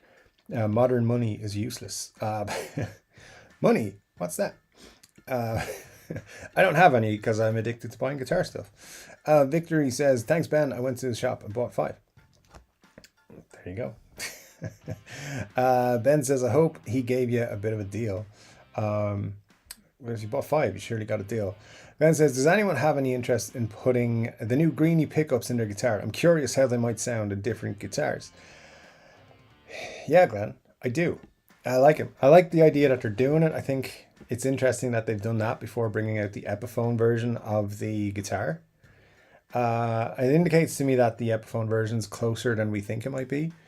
Because I'm kind of still not expecting that guitar until 2024. But it could drop next week. And then they're also going to be like, and if you wanted to, you could put the Greenie humbuckers in it. Or they might be like, the Greenie humbuckers are already in it. And that's why it costs $2,500, even though it's an Epiphone. So, although I don't know, I can't remember. What are the Gibson standard USA ones? Like 3,300, 3,200 for the Greenie? Maybe they're 27. I can never keep up with their prices. They change so much. Anyways, the what you call them? The pickups are an interesting thing. And what are they? $299? Like custom buckers are more expensive than that. So it's not terrible. Because it's the pickups that are the big thing folks are looking for in those guitars a lot of the time. Scott says, I think about the Greenie pickups. I'm thinking about the Greenie pickups. We'll need adapters to fit an Epiphone. We'll need adapters to fit an Epiphone. I think you'll need adapters. You probably need different... Well, you'll need different pickup rings, maybe. Will you? Am I talking shit? You're probably talking shit. I mean, no, you will. They're slightly bigger, right? I don't know. I don't think so. I think you can get away with it. It's fine. Don't take my word for it. Let me see. Glenn says, your SG, does it have a swimming pool route even? No, I'm sure he's going to put him in a Les Paul, not an SG. Don't change the SG. Victory says, the guy just lost his wife. I had to. What? Oh, I missed the comment. Thank God for Chef Boyardee and spaghetti for SpaghettiOs. I mean, hey, SpaghettiOs, it's a thing. Dean says, hi fellas, great to see you, Dean. Dean McCaskill, hope you're doing well, Dean. Always good to see you drop in. Scott says, Everlong and Alandria. I see we are... That's the second comment with Foo Fighters songs. What's going on? Foo Fighters been around lately? Anyone made a video about guitars or something? Anyways. I be from Southern Tongues, says Victory. I mean, hey, that's fine. That's all works for me. I like that. I like that accent actually. Dean says, figure of speech, Glenn. If you heard me say it out loud, it would sound right. There you go. Someone should... I don't know what's going on. Formerly known as T says, gorgeous wouldn't be a word I'd be using to describe Superman. As superheroes go, Catwoman, she be gorgeous. I mean, in 1992's Batman Returns, yeah. But that's a whole other story. I should watch that movie again. It's been a while. Anyways, Glenn says, I think I got it now. It takes me a while. It's all good. We'll put him in a timeout. He'll get it all. By the time he's back live again. No timeouts for Glenn. I've made him a promise. No timeouts for until at least September, which is next week, Glenn. So. Dean says it's East Coast Canada thing. I mean, boy, pronounced by. I know. Sorry, it means buddy. It's all good. I learned something new with that today. See what I mean? I learned stuff from you guys all the time. Catwoman is a shapely feline bird. Victory. That's one of the nicest comments I read on YouTube ever on my channel. So I appreciate that one a lot. T says you could use that brush to dust down your acoustic. Just saying, I could. I don't want to. I was thinking of buying a new acoustic recently. And I looked at a hummingbird, because the Epiphone one is pretty cheap for what it is. And Fender's new California series acoustics look pretty cool. So I was going to pick up one of those, and I really like PRS acoustics as well. So there's a lot of stuff out there that I would like to maybe pick up one of these days. But who knows? I mean, honestly, when I pick up a guitar nowadays, it's just I'm not playing that many acoustic songs. But you never know. You never know. Someday, I might surprise you all. I probably won't, but we'll see. Someday, maybe. T says you could. Yeah, read that one already, so I'm not reading it again. Scott says that looks exactly like an E-Leaf Pico E-Sig mod. The Rode 3. I'm pretty sure I can show you this. It's the Rode 3. Yeah, you can see it there. Rode 3. It does look like a vaping thing. People have said that to me before. Dean says, you got to demo the Rode. I'm thinking of buying one. I can do that for you, Dean. No worries.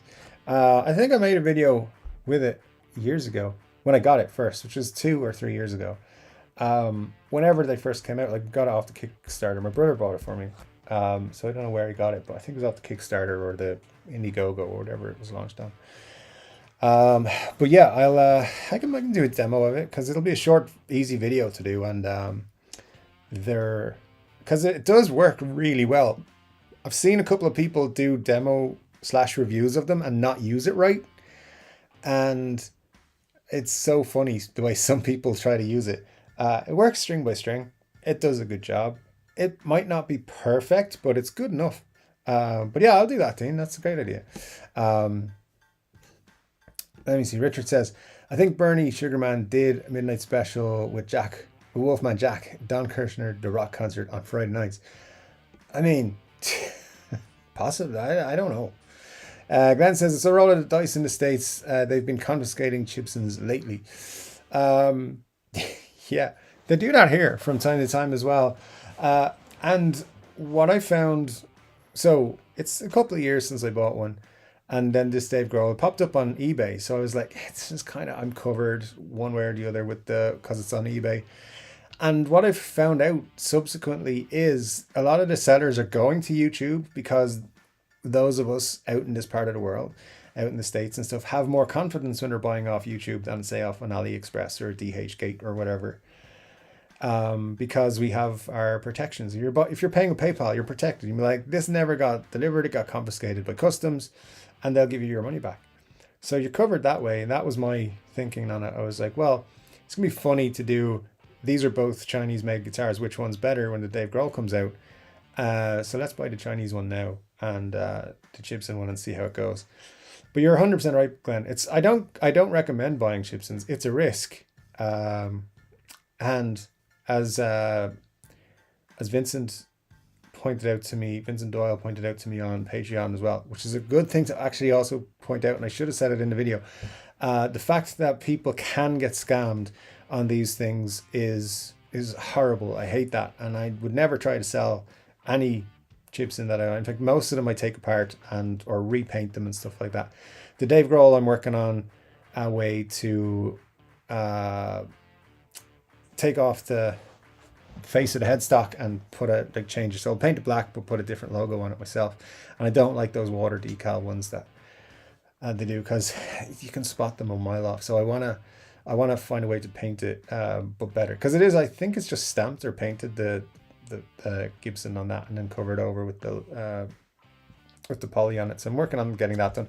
It'll be months down the road before I have time to do any of that, but that's the worst thing about Gibsons, is that some people try to use them to scam other people. I would never do something like that, because I know what it's like to save up for something and then it not be what you think it is.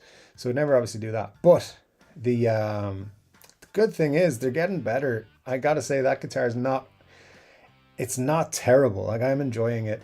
It needs a lot of work. If you're someone though who can't do any guitar work, Gibsons are not for you, because you're going to have to change the nut, and you're probably going to have to do a change of the electronics as well, because they're not great. So that's all stuff you're going to have to pay for or do yourself. And then the frets polishing at minimum. Yeah, we'll probably leveling and a little bit of work on those. But after that, I'm probably going to have a decent guitar. But I'm not promoting buying them, and I will never give you any links. You have to go searching for them yourself. I've given you enough information of where to get them. Not that anyone's asked, I'm just saying, because I do always get asked on those videos, where did you get them? Give me the links, blah, blah, blah. No, I won't do that. Because they don't pay me. If they paid me, I'd be all over the place. I'm just kidding. Nella says, Don Kirshner's rock concert was kind of like the old Grey Whistle Test. Well, that was a great show. That was over by the time I was into music, but I've watched old episodes. For years. There was like DVD releases of it and stuff like that. It's very cool stuff altogether. Eric says, furniture tones were the thing.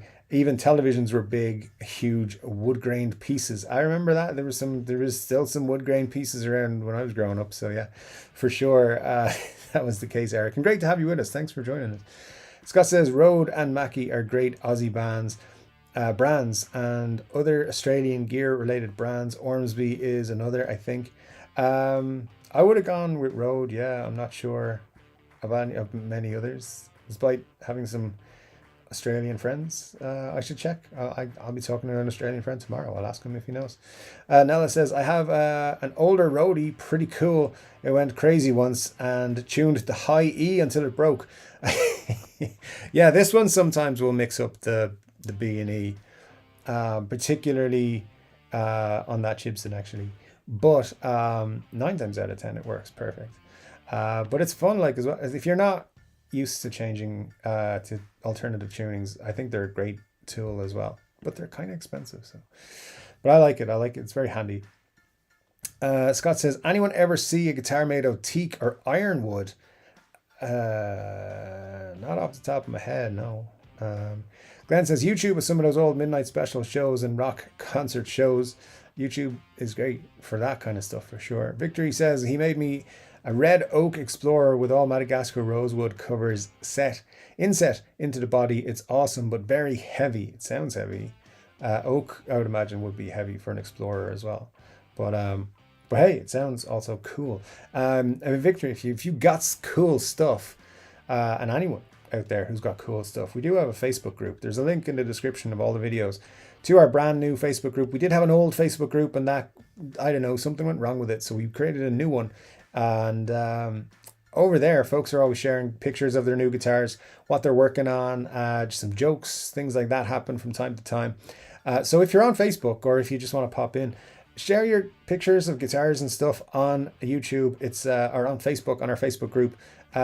Safe place to share your guitar pictures, and please keep them clean. That's all we ask of you. Keep them clean. I mean, not the guitars, the pictures. You know, because we have some members who wouldn't, anyway, which is fine. But you know, it's a family group. It's not really, but anyway. DMAX says there's some good early Kiss footage on the Don Kirshner vids on YouTube. Excellent. Yes, Kiss in their prime, and Frampton. Wow, there you go. There we go. Yeah, definitely worth checking it out for sure. Scott says, where Relic looks better than Damage. I have an acoustic Washburn that is the top is arched up like a 54 Les Paul. Otherwise, it's mint. I mean, hey, cheers to that. That sounds like a phenomenal guitar. Great stuff. Lost a lot of comments. Glenn said something about SpaghettiOs. I grew up on SpaghettiOs, and you can tell only the coolest of people grew up on SpaghettiOs. I think. Dean says, so I have a Gibson LP Classic that has had the greenie feature. If you pull up on the tones or volumes while you're in the middle setting, reverse the phase. Yeah, I was never impressed. I removed all that push-pull baloney. Well, we'll go into that. I think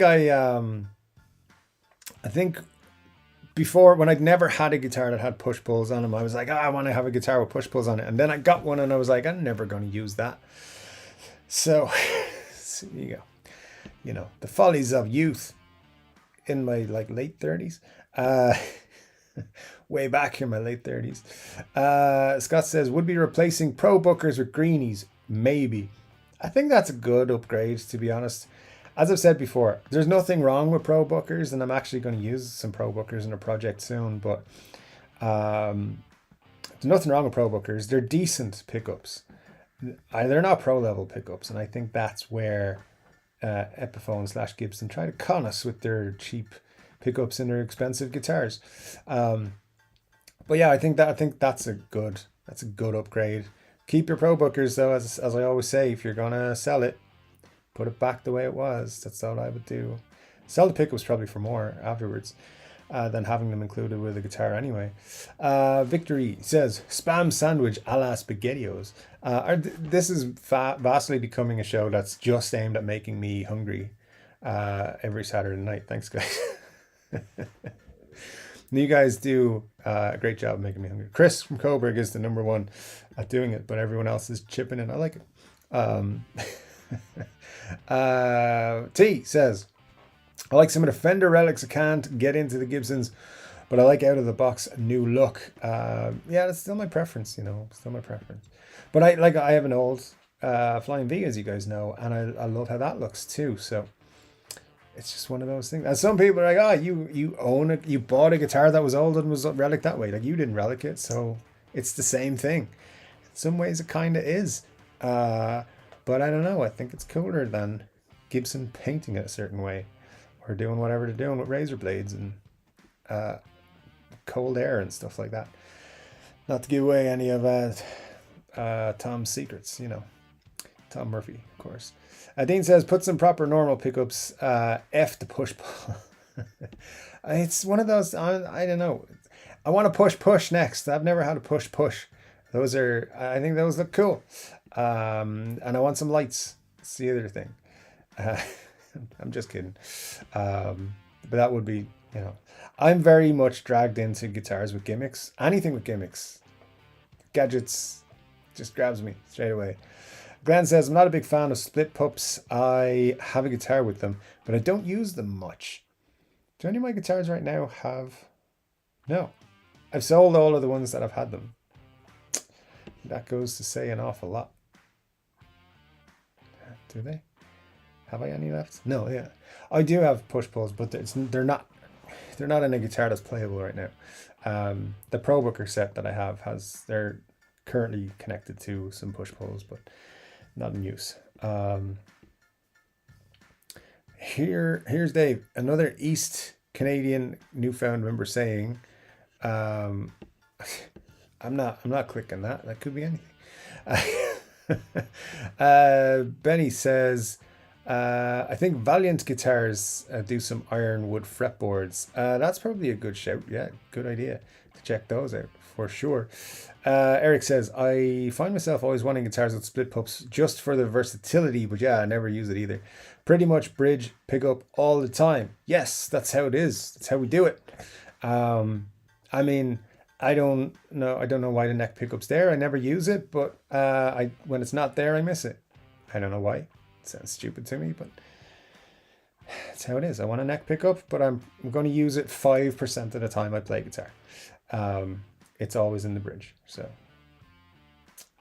don't know why. This probably because I'm just like, it's probably in the bridge position. Whatever I'm playing. Anyway, Victory says, I'm learning to operate my smoke machine from my middle pickups. I think you mentioned that before. It sounds very interesting. Dean says, sorry, Dave, my comments are always 5-6 minutes behind current. Hey, man, no worries. You do you, and I'll try and make sense of it on my side. It's all good. You keep doing what you're doing. It's all good. Scott says, what are your thoughts on GL showcasing stolen guitars? I kind of disliked it. That's Trugley. I think I haven't seen him doing that, so I don't know what he's done. Yeah, I don't. As I said, I don't watch a lot of his videos. When I do, that's good. Meanwhile, if the original owner with proof contacts him, then it's a good thing. Whereas he said he'd give it back with proof. I don't know. It sounds like something sketchy to me, but we'll see. We'll see. Is that a recent video this week or something? I'll have to go looking for it. I will see. Glenn says, I didn't care for that bid. No respect for that kind of thing. Stolen guitars need to go back to the owner. Yeah, that's true. Think about any guitar you own and you currently have in your collections, whether it be one guitar that you own or 20. If you made that decision to purchase it, it means something to you. I think for most of us, it's not just like, oh, that's a thing that I own that's worth something, that I put X amount of money into. It's a thing that you have a bit of a connection to in some way or another. So yeah, I would absolutely agree.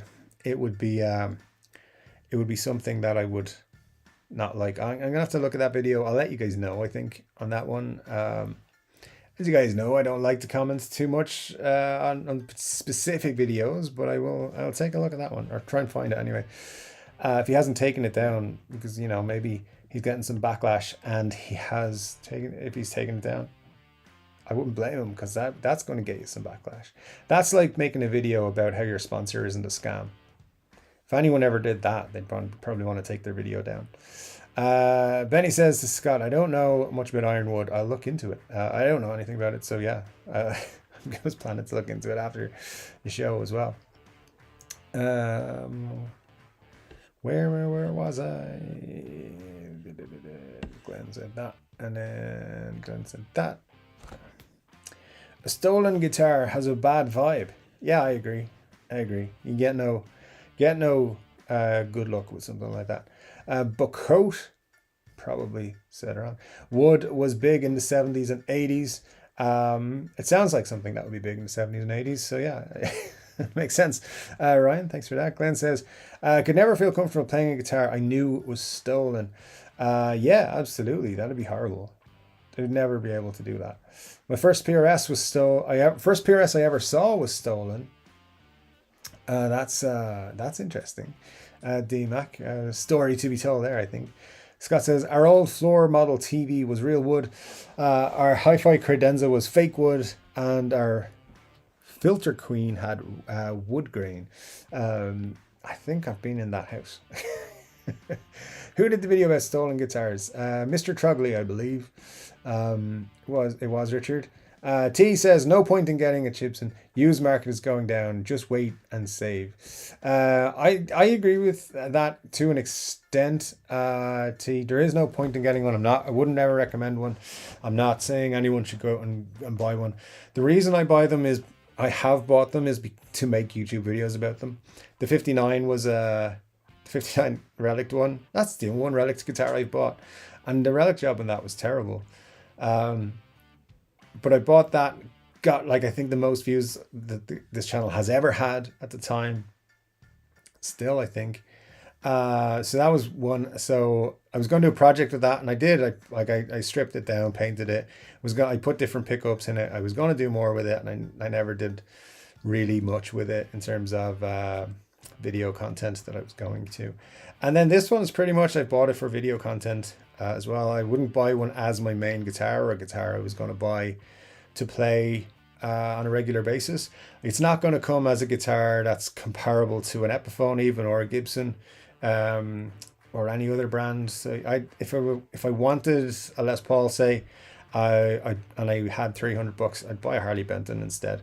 Yeah, it's going to be a better guitar in the long run. So I wouldn't recommend them, but for someone like me who can make a little bit of content out of it, and content that gets views, it's kind of, it's kind of an easy enough one to do. Buy the chips and make some views. That video, like I said in the video, it's not going to make the 300 back that I put into it, but it's going to be kind of worth it for the exposure it will get. And then I can always make future content with it as well.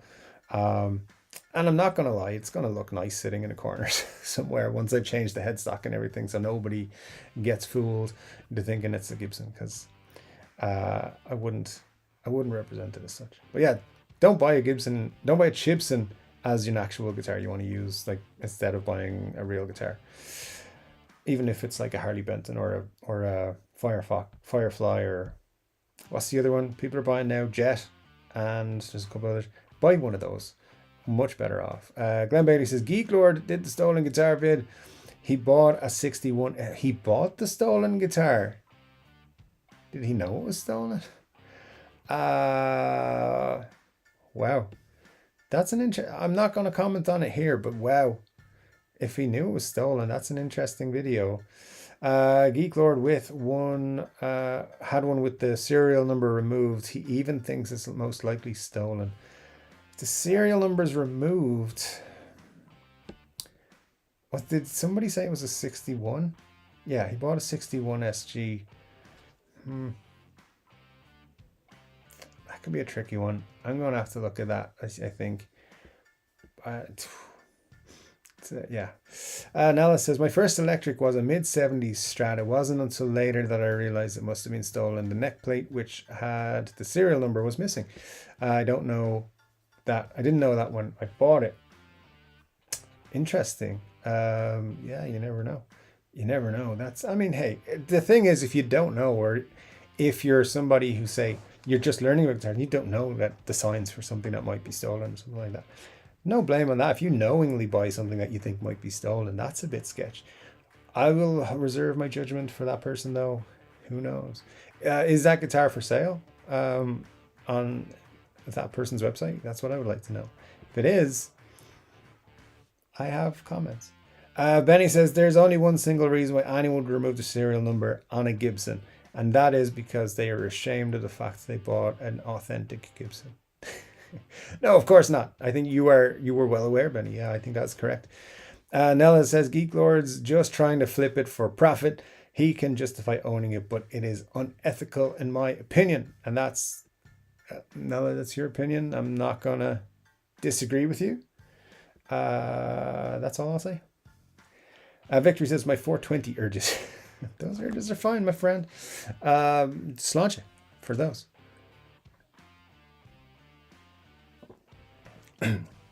Glenn says, my friend bought a car and the police showed up after he registered it a week later and told it turned out it was stolen. Scott says to keep it in a safe place. I had a friend once, a guy I worked with, and he went to see a car one night, and he was like, the day he was going to see it, he was all excited. He was like, oh, this is my dream car. I'm going to see it tonight after work. And his sister happened to be a Garda, or member of the police force, for those of you who are not Irish.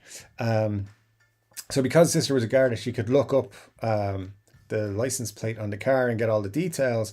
And it turned out that it was stolen. So like there and then the car was confiscated. But the guy I worked with, he didn't get to buy it. And he was really bummed. He was like, it was my dream car and I couldn't buy it. Because they basically confiscated it because it had been stolen a week beforehand. So that was a fun story there. But yeah, don't deal with stolen stuff. And if you find stuff that's stolen, don't buy it and don't try and sell it on. That's just my opinion. Richard says, one more reason for me not to watch that guy. Look, I don't know. I haven't seen the video. I can't say one way or the other. I don't know. I don't know, man. As you know, I don't want to talk about too much. If he's bought a guitar he knows is stolen and he's trying to sell it, then that's a sketchy thing to do. That's all I will say. Yeah, and I'm surprised. Could go in a museum, much better. Victory says, connect the electric cattle fence to your guitar strings as a deterrent. I mean, that would be a deterrent. My knees hurt says, I don't watch many guitar YouTubers. I'm glad I made the list, my knees hurt. It is great to have you with us. So that's a cool vote of confidence. Thank you, sir. Richard says, if he is flipping stuff, he knows it's stolen and is illegal. It's called fencing. They fine and arrest shop owners for that. There we go. Interesting. I shall move on and make no more comments. But if that 400,000 subscribers you got now, I don't know if they want to come over here. I don't sell stolen stuff. What strings are on your Epi SG Special P90, Dave? The same strings that go on every guitar of anyone who is saying these. The Ernie Ball Super Slinkies. I'm not sponsored by Ernie Ball. I don't have an affiliate link I actually do have an affiliate link for Ernie Ball, but I never put it in the videos. I just love these strings. They're my favorites. The reason I started using these is because on the back of the box or the packet, because I buy them 3 packs normally, because all the good stuff comes in 3 packs. Yeah, here's a list of some people who use these legendary players: Eric Clapton, Jimmy Page, Paul McCartney, Keith Richards, Slash, Jeff Beck, Pete Townsend, Buddy Guy, Angus Young, Steve Vai, Ronnie Wood, John Petrucci, Steve Morse, John Mayer. Oh, Mick Mars, Steve Lukather, Kirk Hammett, James Hetfield, Joe Bonamassa, Joe Walsh, The Eagles, wow, Corey Wong, and 3 Chord Dave. So yeah, Ernie Ball. Those ones, I put them on everything. I don't care. People can say, don't put them on everything, and I'll just put them on everything. So thanks, Scott, for the question. I love when people ask me about strings. Dean McCaskill with the super chat for $6.99 Canadian dollaroos. Thank you so much, Dean. Appreciate it, sir. Very kind of you, and very much appreciated, as always. My knees hurt says neck pickup for me mostly, but there you go. Everyone's that little bit different. Victory says ugly hee hee ha ha squirk chirp not for me. That's a valid thing. Someone's gonna pop in there and be like, you guys shouldn't be talking about that Trogley guy. He's amazing, he's lovely, I love him. And that's fine too. If you love Trogley, that's great. Good for you. We're not here to bash him or anything. It's just we're talking about his video, that's all. And everyone's got an opinion and everyone's right. My knees hurt says because I like to swipe my hand forward. Oh, on the pickup switch. That what is tone? That's a philosophical question, and I have a couple of friends who are very deep into philosophical academic stuff, and I should ask them what is tone, and they would throw me out of their chat rooms. But I know that's a great question.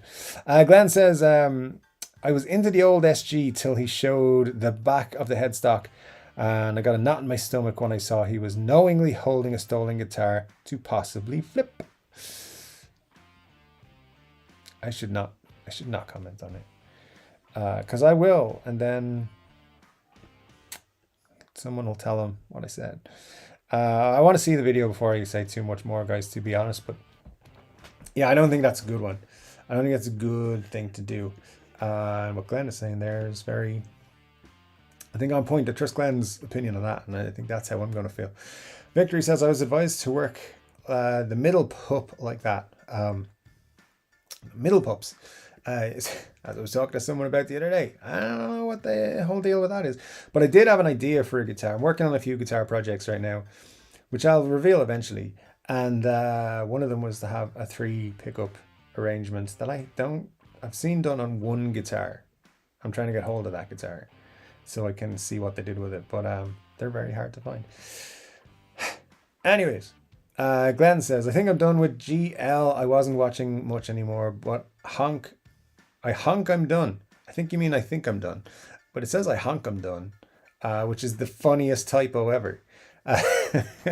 Good stuff, Glenn. Listen, hey, everyone's got different tastes. And if you're done with them, then you're done with them. If you're going to watch them, you can go watch them. It's all good. It's all good. Benny says, Scott, I imagine Dave has chosen a traditional E, B, G, D, A, E set. Yeah, usually. Yeah. Six strings. All those letters are on them. Yeah, all of them. Larry says, I've heard if you install a resistor in the main wire on the main coil of a Pro Booker pickup with the Epiphone, on the push-pull Epiphone, there's a bigger difference when used in single coil mode. That's very possible, and also way too over my head. So, Larry, that is good. That is good information, though. It probably is a bigger difference. In that case, I'm way behind on my technical knowledge to know if that's true or not. But I will trust you, sir. You seem to know a lot more than I do on it. T says, think we had an old grey whistle test here, and I remember the Tom Jones show. That could have been the 80s over here. We got things a bit late back in the day. But back in the day, still back in the day, I saw someone wear platforms the other day. No, man, we did. It was kind of fun. Movies would come out like a year before they'd make it to Ireland. It was so funny. Like, not big blockbusters, but like, I was into some smaller budget movies, and they wouldn't come out for like a year, 2 years sometimes. Damn cousins getting to see everything like before I did. Anyways, long story short, yeah, we got stuff a little bit later. Scott says, it's not like he stole it, but I do think it's just a bad move for him to even have it tarnished my look of him. I do actually appreciate his show, which is absolutely fine. Yeah, absolutely. Sometimes he does some good content. I'm not taking that away from him. Um, I like to say, look, there's a lot of guitar YouTube channels. There's way more than everybody could be involved or watching every week or every video or whatever. Some of them come and I watch them on a regular basis for 3 months, and then I stop watching them for like a year, and I dig back in. And then there's smaller channels that I watch, and I'm like, this guy should have way more subscribers, or this girl should have way more subscribers. And there's some bigger channels, or channels that grow through means that I think are not the right way to go about it. I mean, look, who am I to say what people should do with their channels? Nobody whatsoever. Everyone can do what they want. But there are some people who use other means than actual guitar interest and knowledge and to grow their channels. And I think that's not cool. But fair play to them. They're doing all right. But when it comes to, say, Trogley's guitar show, right? I used to watch his guitar show a lot. His daily dose of guitar information. Why not? Interesting enough show, would have interesting guitar models on there that I probably wouldn't get my hands on anytime soon. He still does that. Something I think, and again, I'm not knocking Mr. Trogley. I think fair play to him. He's doing what he's doing, and he's very popular, way more popular than me. So he's obviously doing a lot more right than I do. But what I mean there is, like, he makes the same shows every day of the week. Like Monday, he puts the same type of video out. Tuesday, same type of video. Wednesday, same type of video. And there's a video every day. A video coming out in a couple of minutes time, same as he did last Saturday night. It's the same stuff all the time. It's a controversial one. And maybe it's an orchestrated move to get like, a bit of controversy on the Trogley's channel. People do that sometimes. I put out a video with a Gibson guitar, of a guitar that people are highly anticipating a Chinese made version of. I'm not shy courting controversy on my channel, but I haven't seen this video. It seems a dodgy move in what you guys are saying. Maybe he has his own theories on it, and maybe someone will come forward and say, hey, that was my guitar, and here's the proof, and he'll give it back to them and document that. And that would be a cool thing if he gets that guitar back to its real owner. So we'll see. Give him the benefit of the doubt. Maybe he's doing it because he has a wide audience. So maybe he is the guy to do it and get it back to the original owner. That'd be cool. So yeah, hopefully that happens. But we'll see. Look, I don't watch him that often. When I do, usually I'm like not that impressed. But that's my own feelings on it. I like the guitars he has a lot of the time. I just think his content is always the same. That's all. Not having a go at him at all. Victor says, it's not unusual for my mom to blast Tom Jones on her massive Grundig stereo. Not unusual at all. Indeed. I like that a lot. Richard says he had to know the serial number was messed up when he bought it. That's BS. Possibly. If he would have started the vid with, I'm trying to find the owner of this, but he then waited till the end and his comment, I'm not sure if I'm moving this on or keeping it. No class. Again, hopefully the right outcome comes from it. Stolen from a small shop or somebody who's purchased it. No thanks. Stolen from a factory or Longer McQuaid. Well, that's a different story. Interesting. What about stolen off the back of a truck that was parked up at a truck stop and it was Adam Jones guitars? Just wondering, because I heard that happen. Scott Bogfoot's got a few of those left. He's trying to sell. And to be honest, I only watched 3/4 of it. It's not like it's April Fool's Day. I believe it's a genuine video, not a gag. Possibly. Manisha says, did not watch the Trogley video show, but keep in mind, people say stupid shit to make people talk stupid shit. Talk about shit. He could be full of shit just to stir it up. That's very true. Could just be controversy to get eyes on videos. And that's, yeah, again, that is a very thing. Like maybe he just bought a guitar and took the serial number off himself. Why he would do it? I mean, he's making a lot of money off YouTube. I don't think he should need to do that. But who knows? The serial number was sanded off, says Glenn. I mean, that's a giveaway right there. Are TV Jones pickups any good, and how? People I know who play TV Jones pickups really like them. I've never played them myself, so but yeah. Ryan says, Scott, TV Jones are the nicest I've ever played. See, people like them. Eric says, I just sold a Harley Benton a couple of days ago. I like the price range when they're jonesing for a new guitar day, but are low on funds. It's placebo. Basically, you can just sell it after the crush is over. I think they're making pretty good guitars, Eric. I like what Harley Benton been doing the last couple of years. They've got some cool stuff coming as well. So I think in the next couple of months, they're going to be launching some pretty interesting guitar ranges. So keep an eye out for that. But yeah, they're definitely making some cool guitars and I like them a lot. And yeah, you're right. For a couple of $100, you're getting a nice guitar to play around it for a while, which is nice. Victory says skull, and that's I like that. Don't get it around here too often. Hector says, looks like John Mayer might be an Adam Jones fan with his new Martin Silverburst. Who isn't? Who isn't? It's all good. For sure. And Manizer says, nothing has changed after 6 years on that BMX bike. You know, some things have changed. Thanks for everything, Dave. Great show, as always, says Scott. Thank you, Scott. Appreciate your help, man. That's always appreciated. And I'm sure you'll be the first person in the chat next week as well, because you always are somehow. Nella says, I checked his website and Reverb Shop. He does not have it listed, so perhaps I'm wrong, but I'm wanting to flip it. Hopefully, maybe somebody came up from that is good. Unless it's sold already. I think if it sells already, he still leaves it up there for a bit. Dean says, just bought a Roadie 3. Interesting, Dean. Very cool. I'll do that video for you this week then, just a demonstration how I use mine anyway. I'll show you some tips on how to use it. It's not, I'll show you how I use it because it's it's cool. Nelly, he's not sure what he's doing yet, says Glenn. Where are we now? Let's see. Just lost all of the comments and we're heading off there. There was Dean. There we go. The super chat, which I appreciate that. That's super cool of you, Dean. Had another friend, 2 mountain bikes stolen, over 12,000 in bikes 3 months later. Random person sends him a link on Craigslist. He calls the cops. Seller gets felony charge. Buddy gets bikes back. That's a nice way of doing it. Nice outcome for everyone there. He never said he was selling it, but again, I never watched the whole thing.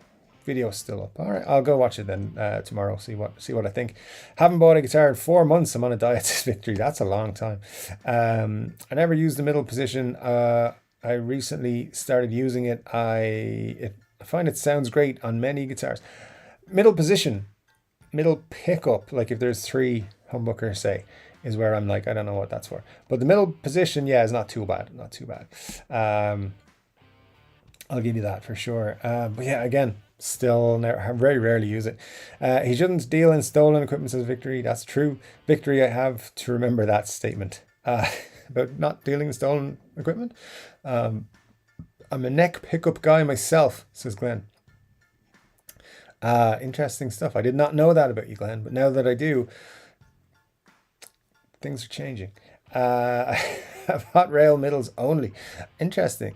Scott says, not like he knew the owner and bought to return it. It's only really bad looking because of his status in the community. And that is important.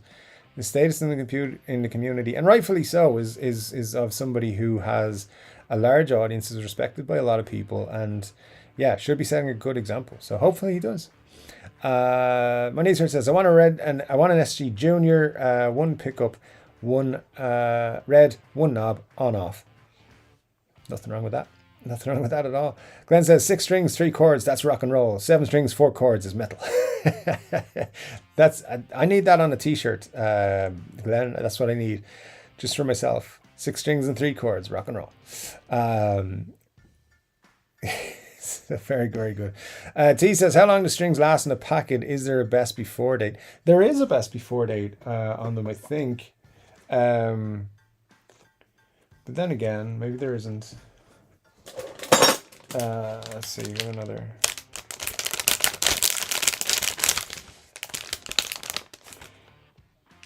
I mean, as you can see, there's no expiry date on those, but I keep mine in there, like out of sunlight directly or any kind of light really. If you leave them in sunlight, I believe it's not going to be good for you or for them. So I don't know. I never have them around too long to figure that out. I've never had too much of a problem. The Dario are sealed. I think they last until opened. That could be true. Nella says, I bought a non-stolen 82 Gibson Spirit from Geek Lord. Is a nice guitar, good price too. Gibson Spirits are fun, I like them. And Guitar Wish List on Patreon is going to have one very soon. if you're maybe tomorrow, who knows? Or no, actually, I think that's next week.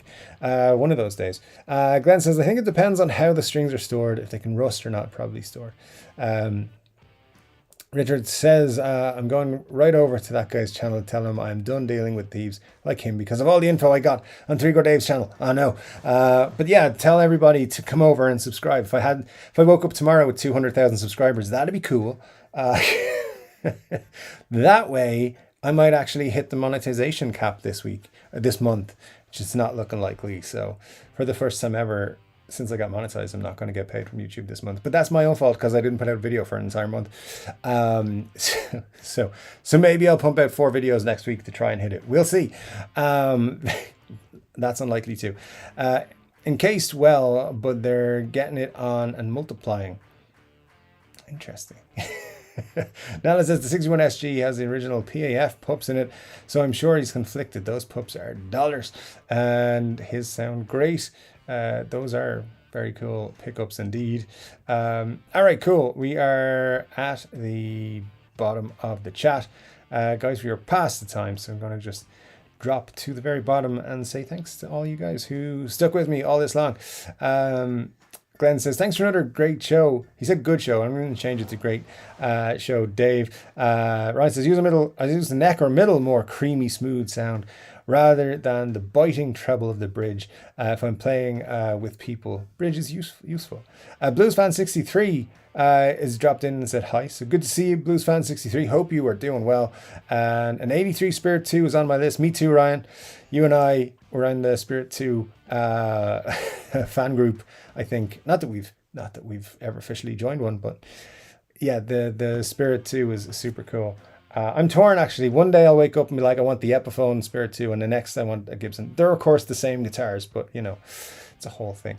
Anyway, guys, thank you so much for joining me for Chord Dave Live, the 90th episode, which I can't believe we got here. It was super cool hanging out with you. Great show. Thanks for all your comments. Thank you for the super chats and the support. I'll be back with another guitar-related video very soon. But until then, you know what to do.